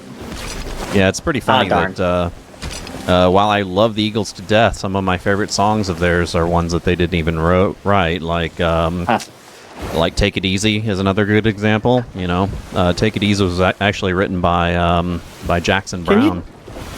Hold on. What? Yeah, we got a hole. I think we have a hole somewhere still. Really? Yep, we did. Of course. That's weird. We're not taking on. I was hearing the gurgle. I was hearing the gurgling, and I was like, that's why I was like, we have a hole still somewhere. It must have not have been a bad one. No, it was a small hole on the second level. Gotcha. I'm glad you. You'll hear learn that about shit. those second level holes. Yeah, I'm definitely not good at hearing them. Are we still good on for Crescent Moon? I think we're. Let me check. We might need to go more west. I can't tell. It is going to be a westerly. So Maybe more north. actually, you're almost dead on target, dude. Okay. Yeah, you're almost dead on target. So apparently the Eagles are on tour again. They're doing shows in Vegas, which I'm kind of upset at them. You know, you'd think all those guys would have something better to do or have something, you know, new projects or something. Because it's not like they're playing new material. They're obviously they're committing what I call capitalist necromancy, which is, you know, capitalizing on nostalgia. Yeah. You know they're charging, you know, hundreds of dollars per ticket easily. I haven't looked into it, but their last few tours were just ridiculously expensive. Oh yeah. But I mean, what are you going to do? Really you know sad. they're going to sell out. You know they're going to sell out. So what are they going to do? It's like, it's really hard to blame them. But, you know, it's just one of those things where I'm like, dude, let it die. You know, quit living your old glory. Yeah, if you are putting out new music, I would definitely be like, okay, yeah, go tour. But I mean, if you're... It was cute when they did it like 14 years after they broke up, and they even called the tour Hell Freezes Over, because there was an interview with, I think, Don Henley or Glenn Fry, where they said that they would get back together with the rest of the Eagles when Hell froze over. So they ended up naming the tour that and everything, and that would have been great had they just did that and then let it be. Yeah. But yeah, man, I hate bands that live off of stuff like that. It's like, especially with the Eagles, because you have so much talent in that band, you know, and that's probably one of the reasons why they broke up, is because they were just smashed with too much talent, and it was hard for everyone in that band to get their say and to get their own talent showcased. So, too bad. Yeah. And I love Joe Walsh. She's like one of my favorite people in the whole world. Yeah, I'm one of these people, like, I get it if you do it once in a while, but yeah, once you start doing it all the time, you're like, okay, it's time to stop. Well, it's just strange to me that all those guys don't have more going on in their, you know, individual lives. Oh yeah. Like it'd be really surprising to me if Stuart Copeland of the Police decided one day that they should get the Police back together. Because that schedule is packed, you know? He's been doing movie soundtracks and orchestrations, and, I mean, he's packed. You know, I mean, I'm sure even Sting has stuff going. Mm-hmm. I think Sting is pretty much officially, like, retired. Yeah, which he should be. And, again, these guys should be officially retired. To me, it kind of reminds me of Keith Richards bugging Mick Jagger to get the Stones out on tour because the dude can't stand to be sitting still for too long, you know? Yeah. It's like, I mean, yeah, that should have been retired I've never been a big fan of the Stones. I have mixed feelings about the Stones. Like, I absolutely love their earlier collection. There's nothing that contributed to that whole mod, you know, 1960s British movement than the Stones did in their earlier career. But once they hit about the early 70s, they were dead. They were a dead band. Their stuff became all kind of samey, catering to a certain crowd, and I don't think it had the same artistic value as their earlier stuff did. I found that to me, they were like The Who, in the sense that in their early days, they were such a really good contrast to the monotony of the Beatles, that I thought that they were a far better band than the Beatles were in their early days. But, you know, to flip that around, while I don't like the Beatles at all, I find that the Beatles' later stuff, right before they broke up, was filled with well more talent than everything that the Stones have done after 1970. Straight up. And then the Who, of course, their own I think monster. the thing is... What's that? Nothing. Go ahead. Oh, I think the problem is a lot of bands think they have to keep pushing the envelope, or they have to keep changing their music to something else, you know, to keep up, you know, with the times. And it's like, I feel like that's what kills a lot of bands, because people what you do, musicians should and then grow. you change it. Yeah, all musicians should grow, and you should have times of the bands that you listen to that you enjoyed their music the most, you know, and then times where you're just like, okay, well, this was obviously experimental and blah blah blah blah blee blue. And there's another extreme about that. I mean, you watch like there's been interviews with AC/DC where they confront them with the fact that they've been making the same album for the last, you know, dozens of years, that they've released like, you know, what was it, like 19 or 20 of the same album, because all of their music sounds the same. It's all just pentatonic barroom butt rock, you know? And, you know, it's just, they're one of those bands that ever since, and it really does have to do with losing that first lead singer. There's Bon Scott in the late 70s, early 80s. But once they lost him, they pretty much decided to cater to their crowds, and they became pretty much the same band for the rest of their career. They never progressed. Same thing with Yeah, Metallica. who took over after their first guy died? Because I know the guy that took over still did. I still feel he did a decent job. Oh yeah, he was an Englishman by the name of Brian Johnson. Really, Yeah. and he was a really, really good singer. And he did a really good job of kind of filling the same type of like off-stylized vocals like Bon Scott did. Bon Scott had a well better voice, but Brian Johnson was at least able to sing in the same like stylized version to make it still kind of AC/DC-ish, you know? Not too far enough away from the old stuff to make it undoable, which was good, because, you know, they obviously didn't want to completely change the band when, you know, literally their most creative member, you know, dies. I think he died of like alcohol poisoning or something. It was something to that effect. I know it was either alcohol or the drugs that they did. Yeah, I'm pretty sure he was alcohol I know they were big poisoning. onto that. Yeah, wouldn't surprise me. Because I think they talked about, I remember seeing like, you know, where they do like the hardcore talks about, you know, their life on the road and stuff like that. Sure. When you know, MTV actually did stuff like that. Oh yeah.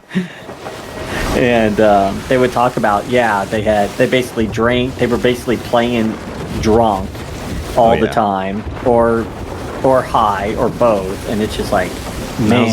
That was a lot of bands back then. I mean, Ozzy Osbourne pretty much lived from, you know, 1968 to about 1980 in that condition.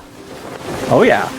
And he even admits to it, and he's like, and he knows that's why he has the jitters and talks, you know, the way he does, and that man survived a lot. Oh yeah.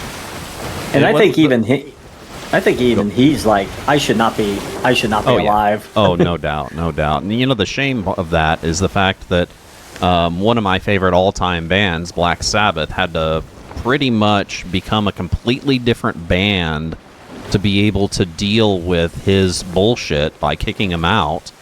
And it ended up pretty much launching his solo career. He became a superstar after that, while Black Sabbath just kind of faded into the shadows.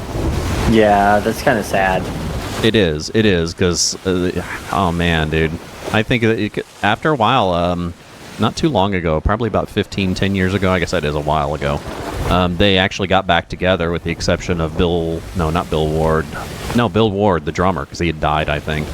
And they had made a new album, and man, it sounded just like their older stuff. That's pretty cool. And it was awesome. It was awesome. I love early Black Sabbath. I think. Don't get me wrong. I love Ronnie James Dio Black Sabbath. I love Cozy Powell Black Sabbath. But I absolutely am enamored by early, because back in those early days, you can still hear a lot of the R&B influences that they had from their previous stint as an R&B band in England. Yeah. And it kind of mixed with that early metal. It was so great. I was making sure we're still on track. Sure. Yeah, I can't imagine we're too far.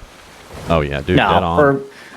We're almost to Port Merrick, and once we're past Port Merrick, we'll be pretty much right there.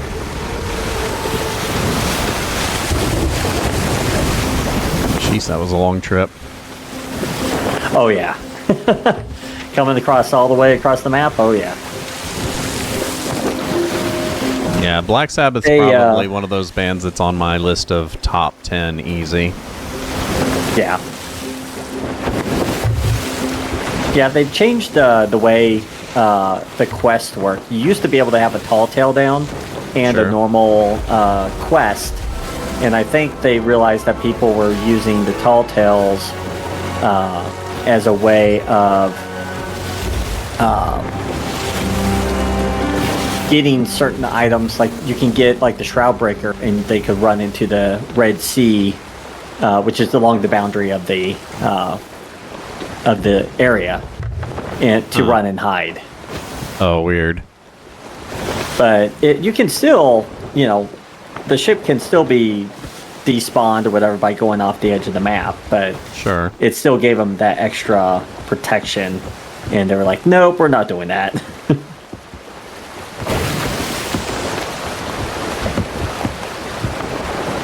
Which I understand. Yeah. And I think they changed it about the time that they did the diving. Like when they did the diving, they changed that, I think. So it's been a while since they did that.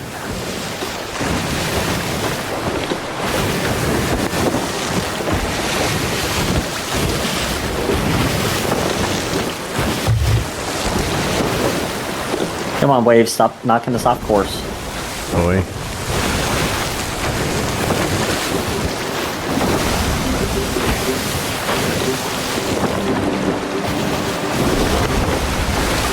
And if I remember right, the book will be along this southern shore. You just have to look for the telescope.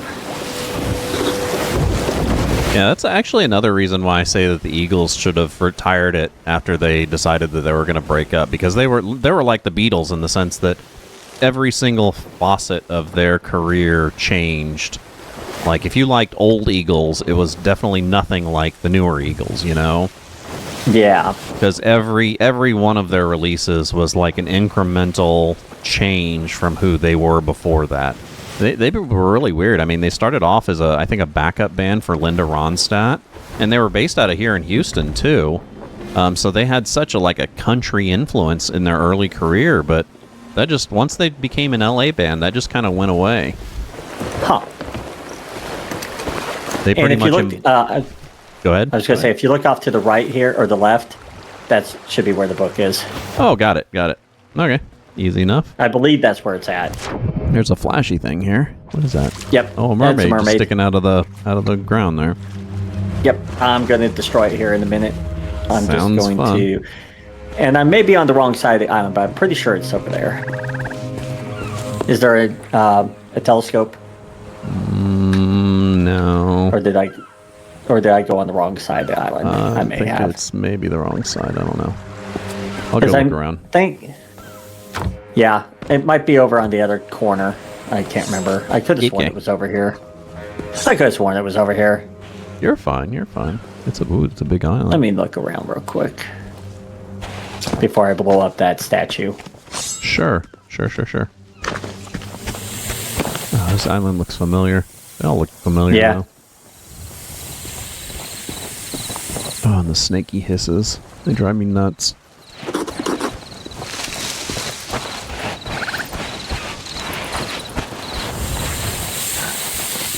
Go away, snaky.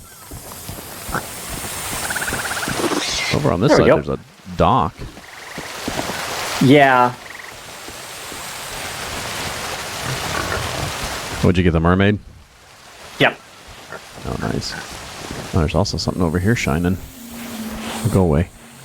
Oh, it's one of those staffs. Oh, okay. I'll be right back. Sure. I will continue to search.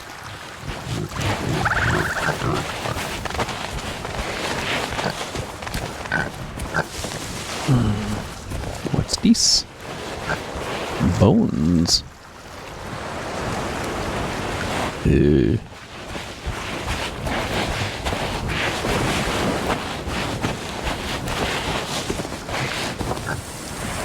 That's weird.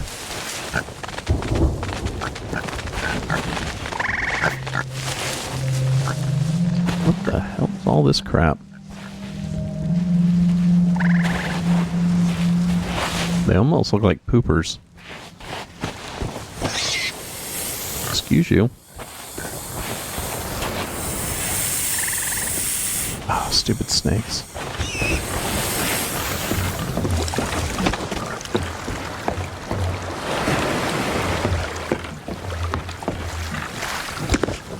Oh.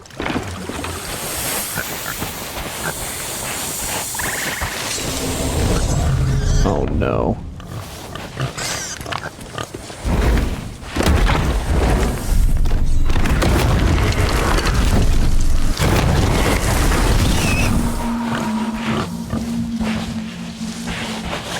Well, thank God I found this staff. Dude, I am not finding it, but it's dark and I can't see shit.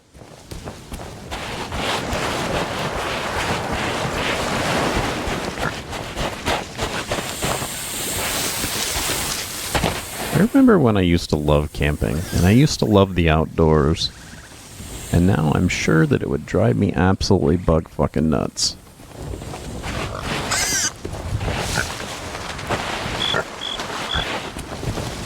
I'd pull out my lantern, but I do not want to drop this stick. No.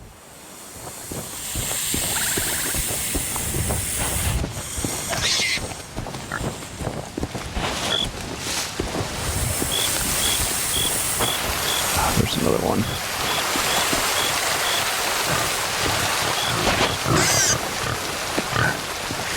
Boy, it'd be nice if this dude had like a lantern in his little like lookout place.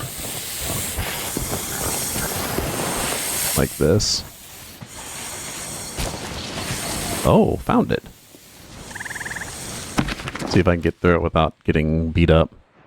Endless days atop the ocean, endless days at the grog. Though the final resting place eludes us still. Closer now, the crew is so close now to that shiny prize.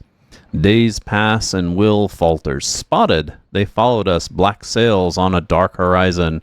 We leave this map until our return. What is that?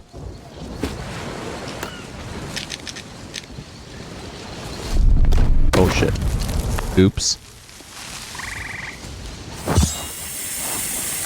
Dude, that's what... Did you find it? I think I found something. On Wanderer's Refuge since long ago, a heavy chest with gold aglow. So I found a book and I read it and it gave me a quest, which I'm guessing you probably have too. Oh, yeah. That's a mysterious journal? It. No. Yeah. That's not it. Let me see where it's at. I can't find shit over here. First off, it's dark and I can't see anything. Oh wait, I think it's I found on the southwest tip of the isle. I think I found it. It's lit up. It's actually lit up. Yeah. Found it.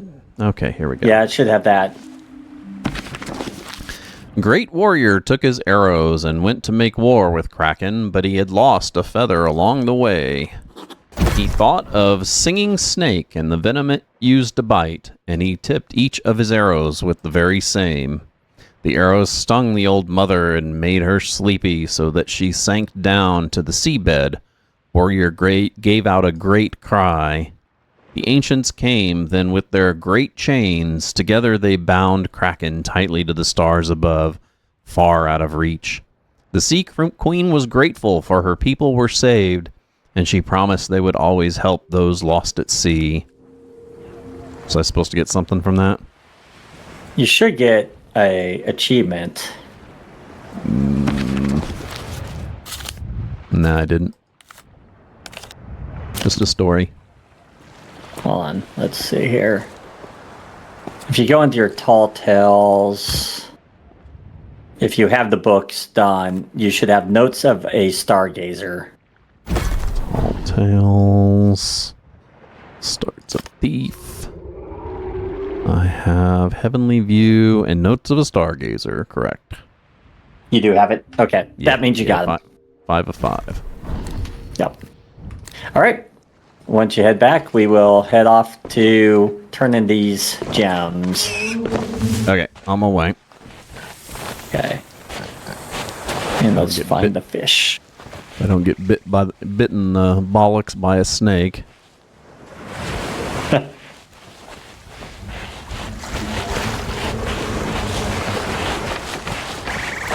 Dude, other than the fact that you can't keep it out while you do other stuff, I really like this staff. Oh yeah. The staff's really nice.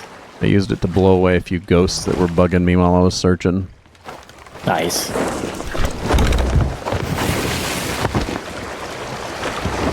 Alright. Back the way we came. Fun. And we're going back to the island where we did the Shroud Breaker long ago. Oh.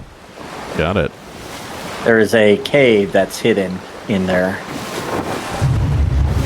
Oh! What? Put up the sails half-mast. No. Which side you coming on? Ah, there you are. Hello.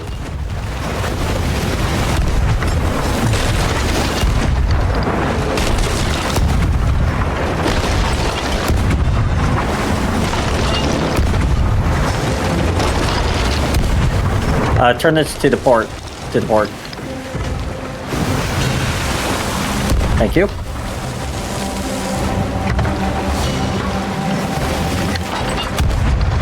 Come here, guys. They're pulling so close to that stupid rock. Yeah, which is great because it's giving me a chance to hit them. Oh no. Oh, here they come. They just missed. I'm gonna swing around to the port because they're on our other side. There's, I think they're almost sunk too. Same. You really loaded them down.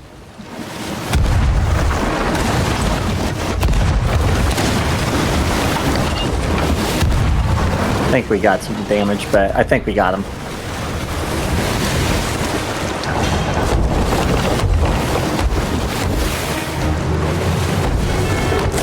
Yep. Oh yeah, sure enough.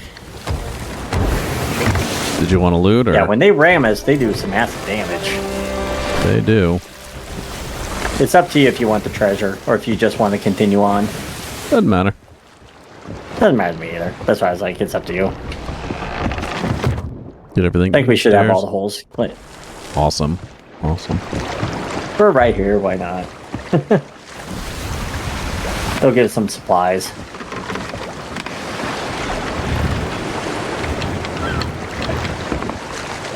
They'll be right where the birds are.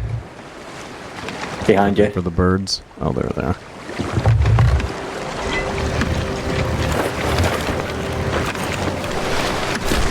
Hey.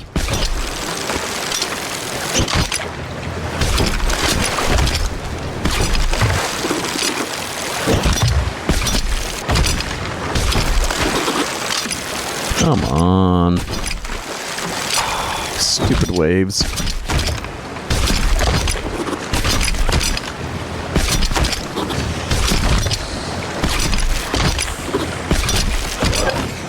Not bad. There's two more. Oh, got it. And there's one more gem. Yep, that's it. Awesome. You're getting better. I'm getting a little better at that. Yep. The waves make it so dang tricky. They do.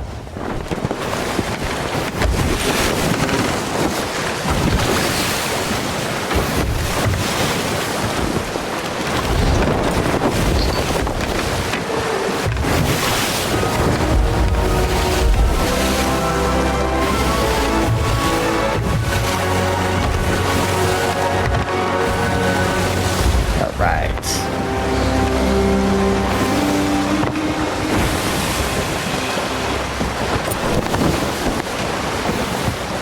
Now we get to go back to the middle of the map. Oh no. We got one of those tankards. Oh god. Oh. Oh god. Oh god. It's gonna stay right there. Yeah, they're a little tricky.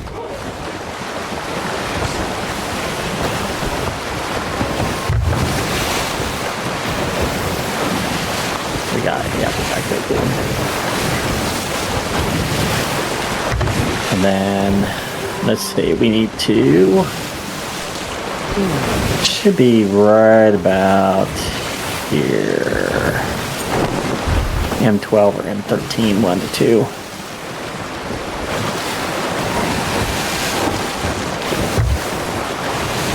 Oh, we're going too far east. Or too far south, I should say.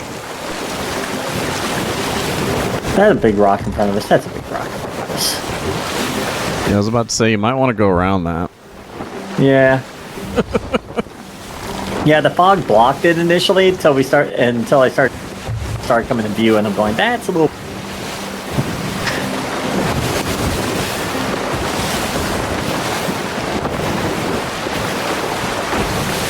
All right, now we can go east.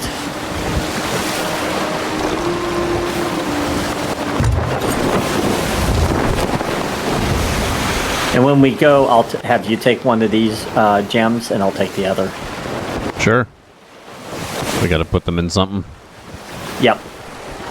Fun. Oh yeah, gotta put them in the statue.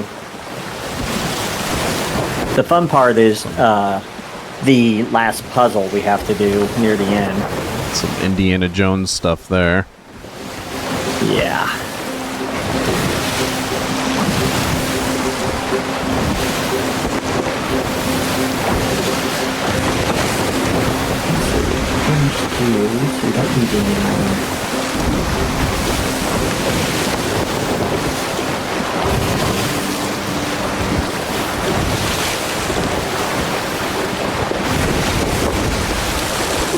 Man, I can't wait until Wednesday, man. I'm really excited to play more of that new game of mine. Which one is that? Monster Sanctuary. Okay. So it's like a Pokemon game where you collect monsters. Except instead of, Pokemons are usually like your traditional like top-down JRPG. This one uses more of a side view platforming mechanic. Yeah, I saw a little bit of your stream near the very end. I didn't get a real talk because we were busy. I was busy working. Sure, but of course. I did get to see a little bit of it. It's a fun little game. The best part is you can enjoy the platforming because you don't have to do the platforming combined with combat. Yeah. So the combat is all just JRPG style combat, just like a Pokemon game would be, right? Oh, nice. And then you just wander around a map and you explore, and your different monsters that you get, their special powers, give you access to different parts of the game. There's even I just learned today, I had no idea about this because I never really thought to use it, but there's even a multiplayer aspect to it where you can battle creatures against each other. It is Pokemon. Yeah, exactly. You figured that it'd be stupid not to have that aspect of the game. Yeah. But yeah, there is a part in what they call the actual Monster Sanctuary, the place where all the Monster Hunter guys hang out, where you go to, and then you can do online matches, which is cool because one of the reasons why I chose this game is because there's still a really large population playing it right now. That's pretty cool. Yeah, it is. It is, especially online. That sounds like it'd be fun. Next play session. That's one of the reasons why I'm excited to do it, is because next play session, I just got to the next level, but I hadn't explored all the stuff that I get with that level, and one of them is the ability to, I think, do the multiplayer duels. Oh, cool. So I'm excited to see how that goes. Oh, yeah. I could see that. I am going to get a notebook and a pen because I know we're going to need it for the part. Oh, fun. Yeah, it's one of the things I like about actually exploring some of these newer games in a streaming capacity, because I'm more apt to look at some of the stuff that I wouldn't normally look at. Mm-hmm. Because it's like it's a feature of the game that I usually like, the multiplayer stuff in the Monster Sanctuary. I mean, I don't have any friends to play that game with. Yeah. But being that I'm online, it wouldn't really matter. I'd just as soon play it with a stranger if it's online content, you know? Oh, yeah. It's a little bit more spontaneous, dynamic, and you don't have to worry about trying to have schedule conflicts. And Sure.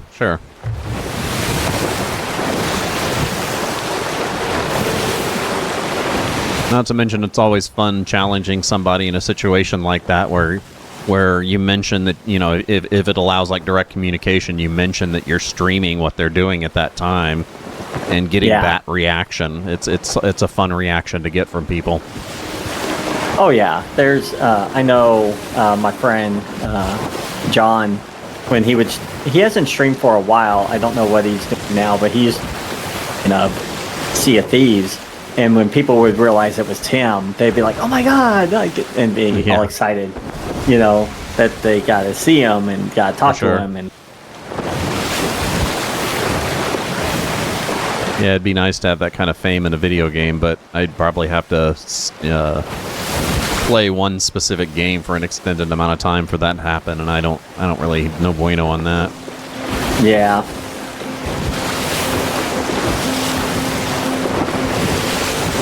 I I mean, it'd be nice to find one that I'd go back to regularly because it's just fun to continually play, like I used to with the old MMOs and stuff, but I don't know. I don't really have as much of that these days. There's the island that we're looking for. So far, this Sea of Thieves days has been the closest I've had to it, and, you know, we're already kind of getting near the end of the content for it, so... Yeah, at least doing different things that you can do in the game without just repeating. Rinse and repeat.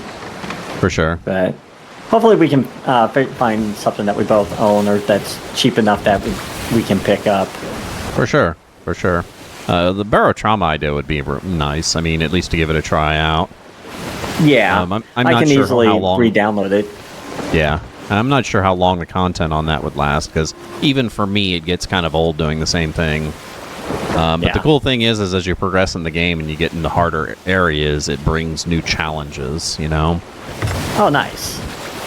So once you get used to, you know, certain parts of the game, then you go to a newer, harder area, and it introduces mechanics that will throw you off while you're trying to figure out how to, you know, while you're trying to practice knowing how to deal with all the old stuff, you know?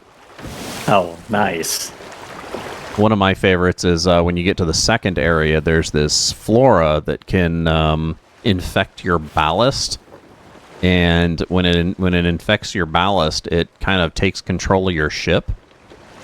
And it's funny, too, because like, the only way to get rid of it is to go down into your ballast and use like a flamer on it. And when you do that, if you're not properly equipped, it'll try and kill you. It'll close the doors on you, because the doors are all automatic. Then it'll suddenly flood the ballast to try and drown you. So if you're not wearing a suit, you're screwed. Oh, lovely. Yeah, and it's just this flora that infects your ship by sailing through it. So you have to make sure that you get it in between... where are we going here? Where's the gems? I need grab a gem. Here. Yes. And it should be right over here.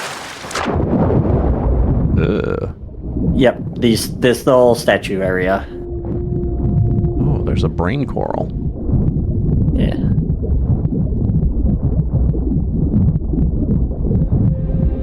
If you do this by yourself, you want to use a chest, so you don't have to. But if you come through this, and you know the way you're going and stuff, you can easily make it through that in one single breath without suffocating. Yeah. And up we go. Sweet. And the statue's over here.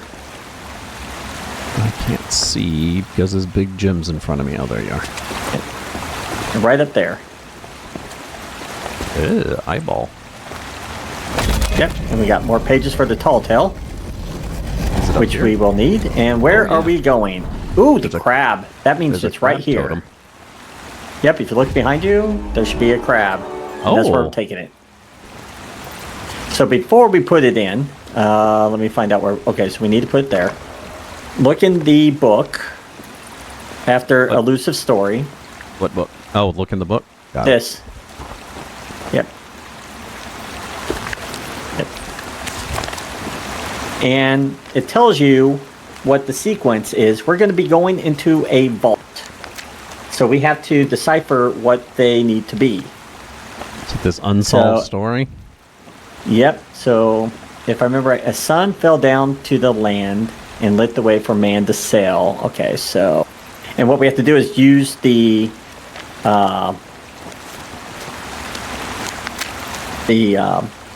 constellations at the beginning. Sure. To determine what they need to be. So, what does that first line say? A tear of the sun fell down to land. Okay, tear of the sun. Let's see. These little books are really neat. I would love to be the talented artist. Okay, so it's ahead. flame. Yeah, it's flame for the first one. What's the next line? Okay. Sorry, I was looking through the things. Okay. Next line is... and lit the way for man to sail. That should be the boat, I think. Let's see.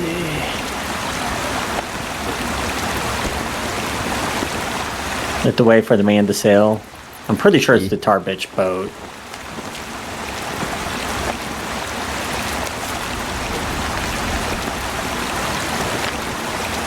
Yeah, I'm gonna say probably the boat. Okay. Okay. Next line is, even the warmonger was brought to peace. Warmonger. Great warrior, probably. Thirst for war still lives on, most likely. But I'm gonna double check. It would make sense. Sure. Yeah, I'm gonna say probably the warrior. And what's the last line? He was taught more than war by Iron Shell. Is that like That's a turtle probably or crab. something? Probably turtle or crab. No, not crab. What's the last line again? He was taught more than war by Iron Shell. Iron scarab. Yeah, iron scarab. So it's scarab. Oh, gotcha. Gotcha, that makes sense. Well, there's a lot Yeah. of So books what down you here. do is when you look at these, I'm gonna just show the book at you. Sure. You basically try to find something that matches one of the descriptions of each of the constellations. Oh, yeah, so like the scarab was like taught tools too. Yeah. So that kind of matches the line. Yep. So what's the next one? There should be another one. Next one is the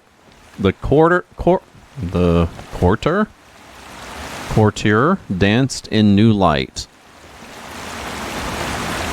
It's in the right. Where is that? Porter.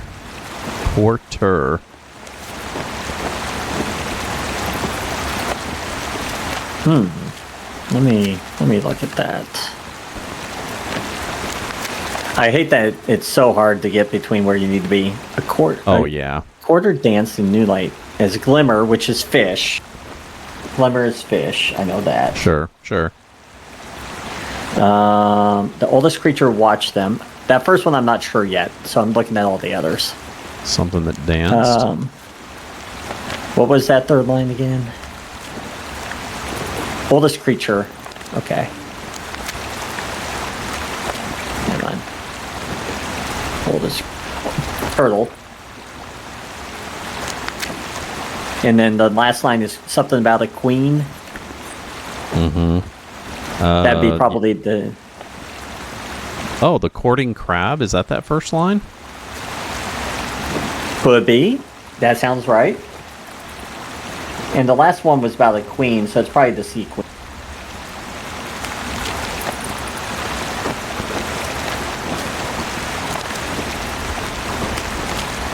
Yeah, it has to be that crab. The Yeah, courting crab. I think you're right. Quarter crab, that sounds right.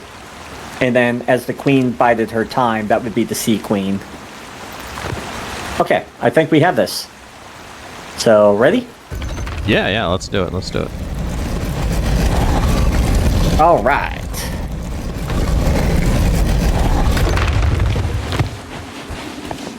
Oh, God. And we'll light these guys. Are you in? Okay, you are. Yeah, All right. you need me to catch for you, right?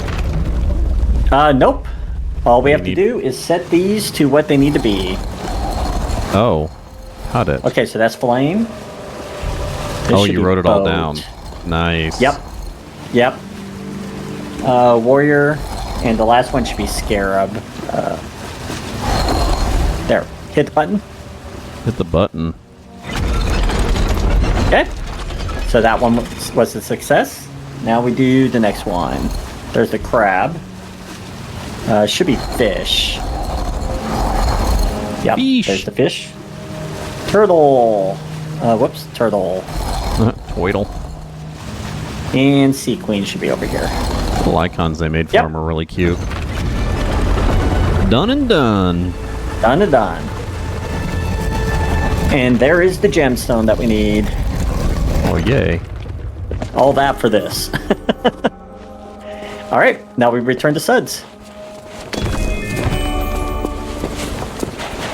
Oh, that was the mumbling guy with the stars and the moon, right? Yep. Got it. That wasn't too bad. No, not at all. Shit, I can't see anything. I do like that riddle because it really makes you think and, really use your intuition and intellect. For sure. A lot of it is just kind of matching. Yeah.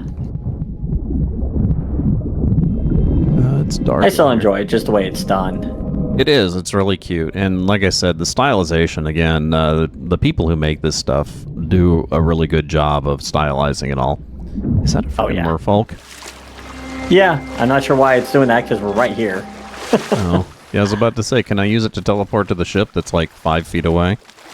Yeah, why not? Yeah. Okay, where are we going now? Back to North Star Post. Oh, yeah, that's right. That's right. That should be pretty much just straight west.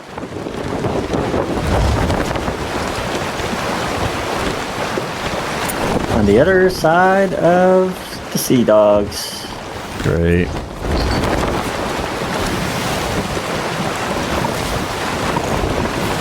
Yeah, as you can tell, these quests take a while. Oh, what happened? Oh, yeah. What? Oh, there we go. I had a lag spike. Oh, yeah, I was wondering what the hell that was.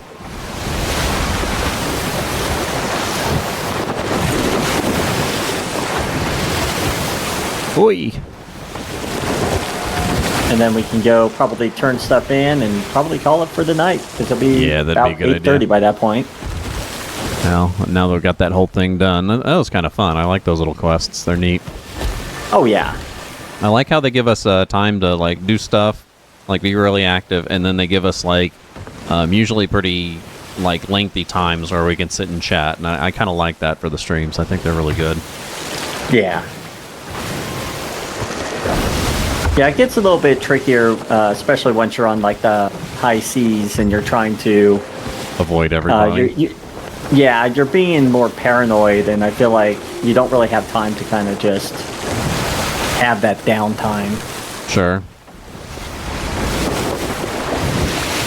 Oh, these waves are crazy. Oh, yeah.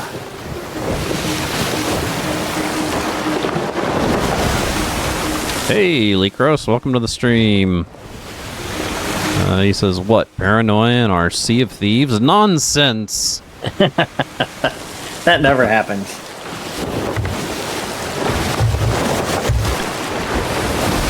Yeah, I don't know. I don't know if I'd be all that hip on the multiplayer stuff, honestly. It sounds like if you are trying to do anything other than go around ganking other people, there'd always be at least a few groups out there that were doing nothing but trying to gank other people while you were trying to do stuff. Yeah, it's a tricky situation because I've had times where I don't see another ship on them at all, and then there's times where I can't seem to get away from them. Yeah, I guess that's really weird because it's instanced, right? A little bit, because like if we were doing Tall Tales, we would be probably seeing ships everywhere because we'd be on the same map and we'd have to keep traversing, the entire map, finding the books or trying to get the items. Running past them constantly. Yeah. Well, that's a neat looking island. Which one? The one off to our starboard? Starboard, yeah. Yeah, that's Sea Dogs. I really wish they would do something with that. I feel bad that there's nothing done with it anymore. Yeah. Oh.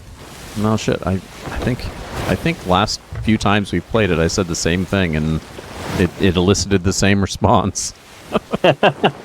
Yeah, probably. But it is really neat. I really like the layout. I really do. It is really neat looking. Are those horns on top of that center building? Horns? Yeah. Like trumpet kind of things? Yeah. That's neat.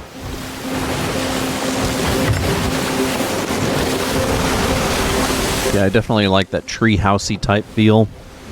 Yeah. I think it'd be pretty neat if they had an event on that island. Something. Like, yeah. Like I'd love to have a reason to go there. Yeah. Yeah. Rather than just right sail now, the past only it every reason- time and say it looks cool. The only reason to go there is if you want to try the obstacle course that they have around it, Sure. or if you want to try and get stormfish, and because you can get the rare stormfish from there. Of course, they're rare, so it's hard to actually catch them. But Sure. you're guaranteed to only get. Are we getting another one? Yep. All right. Not yet. They're coming though. There they are. There they are. Wow. Oh, you already dropped the sail. Nice.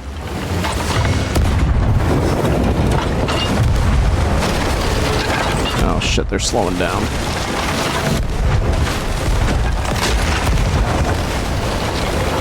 Oh, these guys suck. Trying to keep you on target. Nope, you're fine.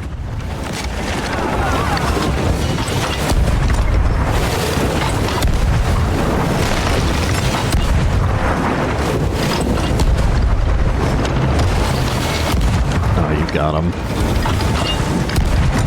Yeah.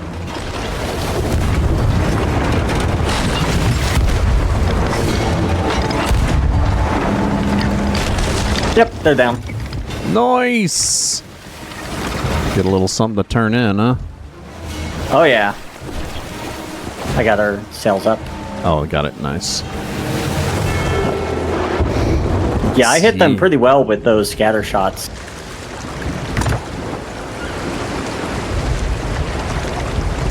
It was nice. They actually came like right into us. Made it so much easier.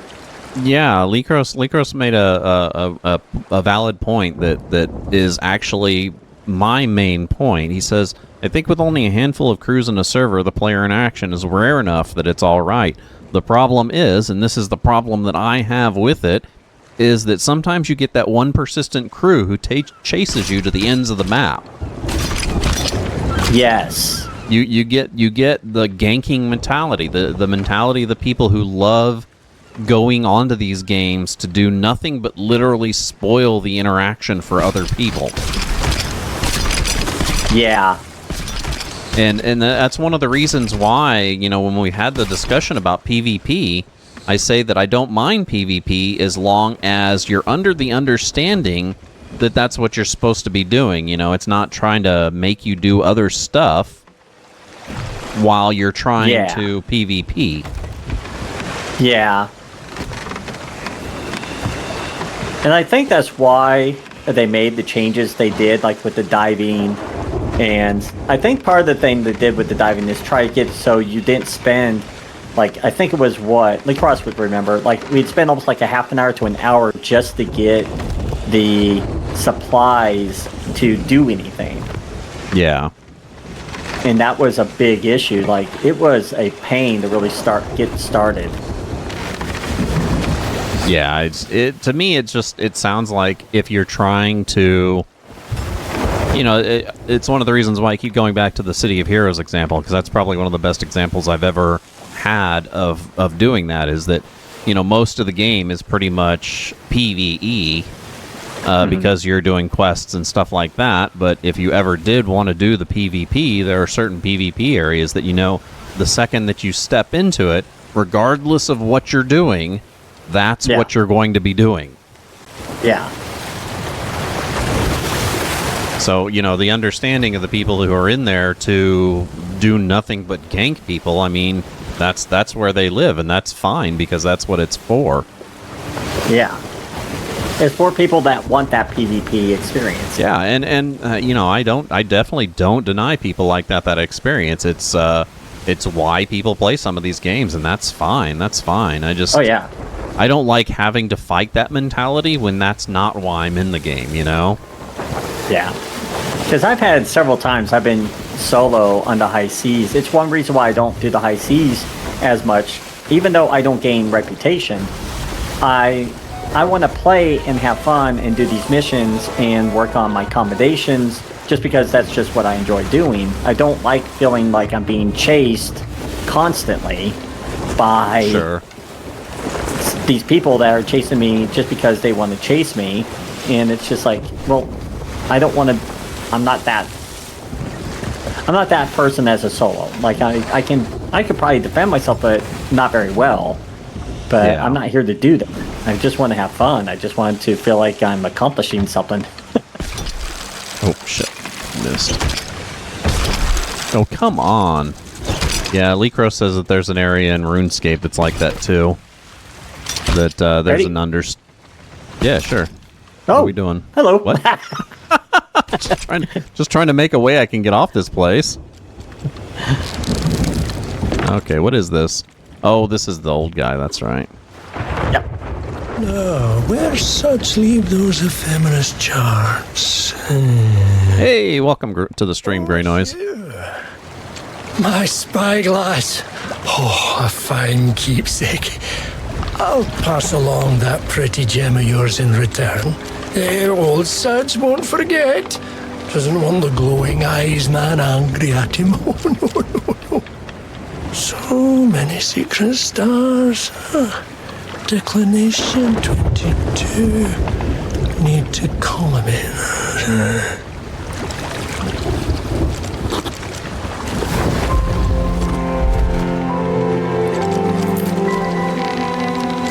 All right. That is the task. That is it. Nice, nice.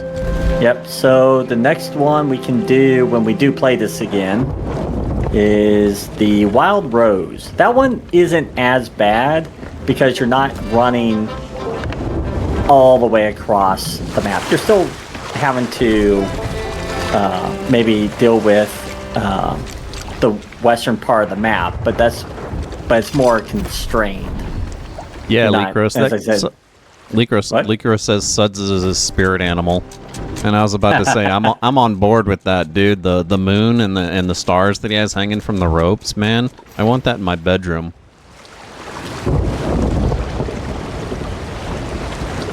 Let us go sell. Yeah, Lecros, like you were saying about RuneScape, I kind of like games that have a very detailed system that allow for PvP. Like, I'm sitting here trying to think of it, and I can't. For some reason, I can't remember the name of it. But that stupid space game that everybody calls a spreadsheet game. That one is a good example of how they kind of dole out PvP. In that when you're in more protected areas, you can still get ganked, but of course the gankers have to deal with the repercussions. And when you have that type of risk for people who gank, I think it kind of adds a little bit more evenness to the ganking. What the hell's why can't I remember the name of that game, dude? It's killing me. At first, I thought you were going to say Eve, but it doesn't. Eve sound Online, right. Eve Online. No, that is exactly what I was thinking about. Oh, is that what this? Okay. Yeah, so Eve Online has a system where depending on what part of space you're in, depends on how well that piece of space is protected. And the more you go away from more protected pieces of space, the more chance you have of being ganked. Oh, okay. Because that's been around for ages. Oh yeah, it's the way they do it is genius. And I've experienced PvP in that, and I've been completely fine with it because I understand that once you go to a certain location or into a certain area, that you're risking yourself, and that's just kind of part of the gameplay.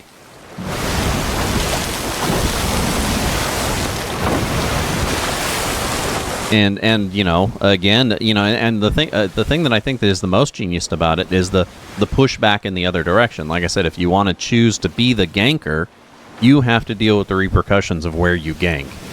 You can go for the easy targets that are few and far between of the people who venture far away from the areas that are more protected, or you can be risky and go for the areas that have a lot of traffic but also have a lot of protection in them.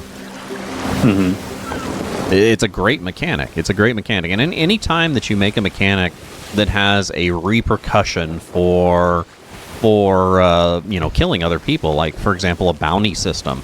Say if you kill people and then they put some sort of system where either the people you kill or the people you affect by the people you kill can put together money and put a bounty on your head. That's genius. And by having that bounty, it makes you more vulnerable. So, you know, having the ability to kill other players needs to have some sort of trade-off because it's powerful. It's powerful, and on top of that, not only is it powerful, but it can blow the experience for other people. So you want to make sure you put some sort of feel-good mechanic or payback mechanic in it. Yeah.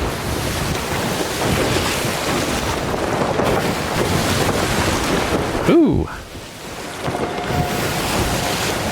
That's cool. I'm glad we got another, and I got Renown 19 off that, too. Nice. I am at 96. Jesus. Well, I've been playing this on the side a little bit, so... I need to actually get ahead on my recordings and just get a good couple weeks out. Because I'm going to need to eventually this summer anyway.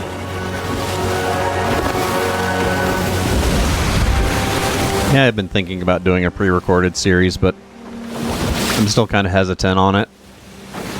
Yeah. I want to do something story-based, and if I do something story-based, I want it to be highly edited and have my narration outside of my gameplay. Oh, yeah. I was thinking about doing it with Cultist Simulator because that game itself is kind of story generator-like.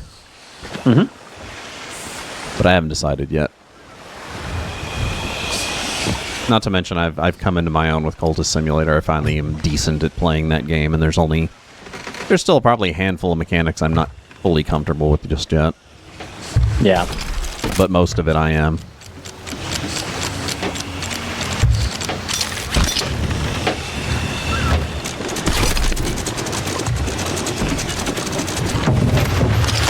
There we go. Nice. I think that's pretty good. That is pretty good. And all there's right. something to... Get us back on the boat. If it doesn't knock me off. Sometimes it does not. It's like you have to wait for it to actually register that you went on the rope before it goes, yeah, you're actually on the rope. Oh, yeah. Sometimes it's weird, especially when the boat's bobbing up and down a bunch. Yeah. Oh, God damn it. It just Because if you hit... Because, yeah, if you hit this little bump, this little thing right here, this post, it'll knock you off. Didn't it also have to do with sometimes if, like, the rope reaches a certain angle, it's not going to let you on it? Yeah. Yeah, I'm going to try and... I'll let you come back real quick. I'm going to try and get this to where we're not on, hopefully, on that, whatever you want to call it, that post. Sure.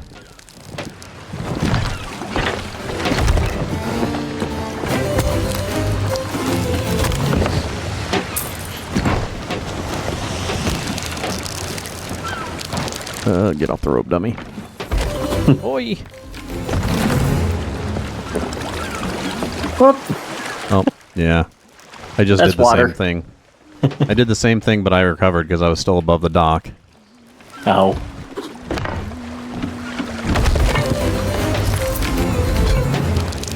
Yeah, normally I wouldn't be selling these fully. I don't know if you ever emptied these storage crates. Oh, we can't sell that storage crate. Okay. No, It's I so didn't do weird. anything It's like wrong. sometimes you can sell them and sometimes you can't. It's like, make up your mind. Huh. Oh no, not this thing. Oh, have fun with that. Oh. Oh shit, I balanced. How did I do that? Nice. Where does this go? The merchant? No, to the gold God. hoarders. Oh god, okay, I'm dropping it on the dock. Yeah, I'll pick it up. What else do we got? Skull or two. Oh. Where is it? Oh, there you are. Did you get it? Yeah, Such a pain in the butt. it is.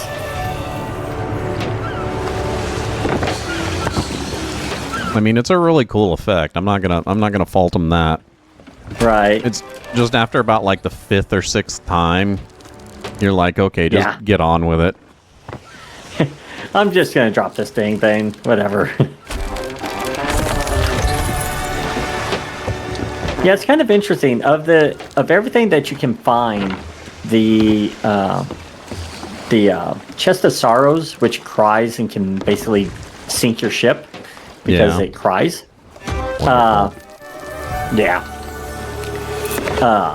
Is also one of the hardest chests, like cursed chests, that you can find.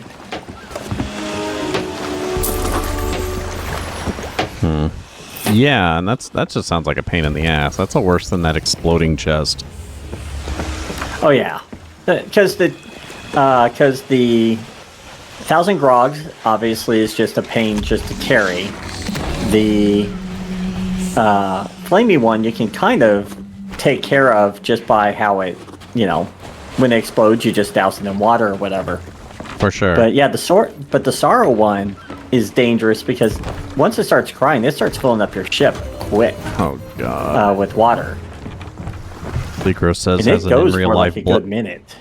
Lecro says had an in real life buddy who couldn't touch the grog's chest because he had issues with the motion sickness. Oh, I don't doubt that. There's times yeah. that I've had to stop and not carry it because it would get me sick. Oh, geez. And there's sometimes when I'm fine with it, and there's times when I'm like, nope, I can't touch this. I'm glad like I don't MC have a Hammer. problem with that stuff. I can't touch this. Do. Stop. Puking time. Do. Yeah. Most definite. Yeah, it takes a really awful lot for me to get motion sickness from a... What? Take it to an Order of Souls pavilion. Okay, fine. No. Yeah, I've always been really lucky with the motion sickness thing. It just goes with my... for some reason, I've always had a really good sense of spatial awareness and a really good sense of balance. Yeah. And because of that, I've always had just really easy issues. I used to own my friends at Descent all the time because I had 0 issues with that full 6 degree of movement. It just didn't bother me at all. I could reorientate myself instantly, while everyone else you could tell they were like, where the hell am I? What am I doing? Is this a wall? Is this the roof? Is this the floor? Yeah. There's been times where we've had to abandon tally at an outpost during super long marathon sessions.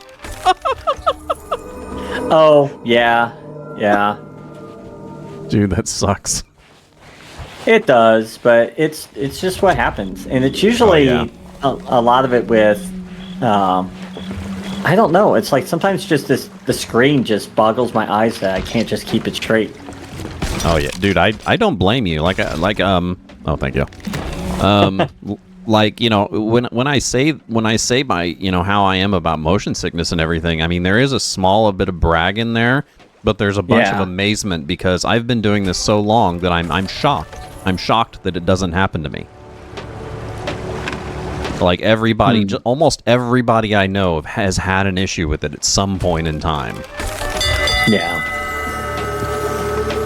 And my last girlfriend was really bad with it. Well, I was going to say, I think it's a good stopping point for us if we just want to do a little chatting for a bit. Oh, man, yeah. Well, Lecros decided to come and hang out, which is nice. We also... Yeah.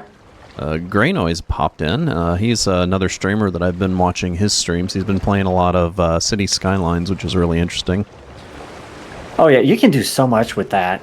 Oh, it's an awesome game. He's been playing the second one because I just recently did some updates to it to kind of bring it back up because it got really horrible reviews for a while. But supposedly it's doing a lot better now.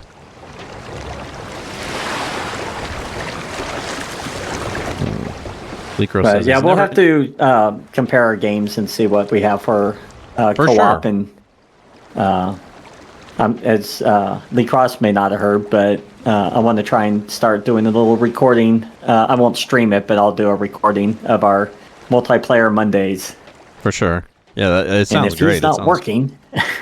Yeah. Lecros, if there's ever a time you can join us, you'd always be welcome on this Monday. And, I know you have a varied schedule, but it's always the same day each time. So if you ever have a time where you're free, just notify us, and you're completely welcome to join us with whatever we do.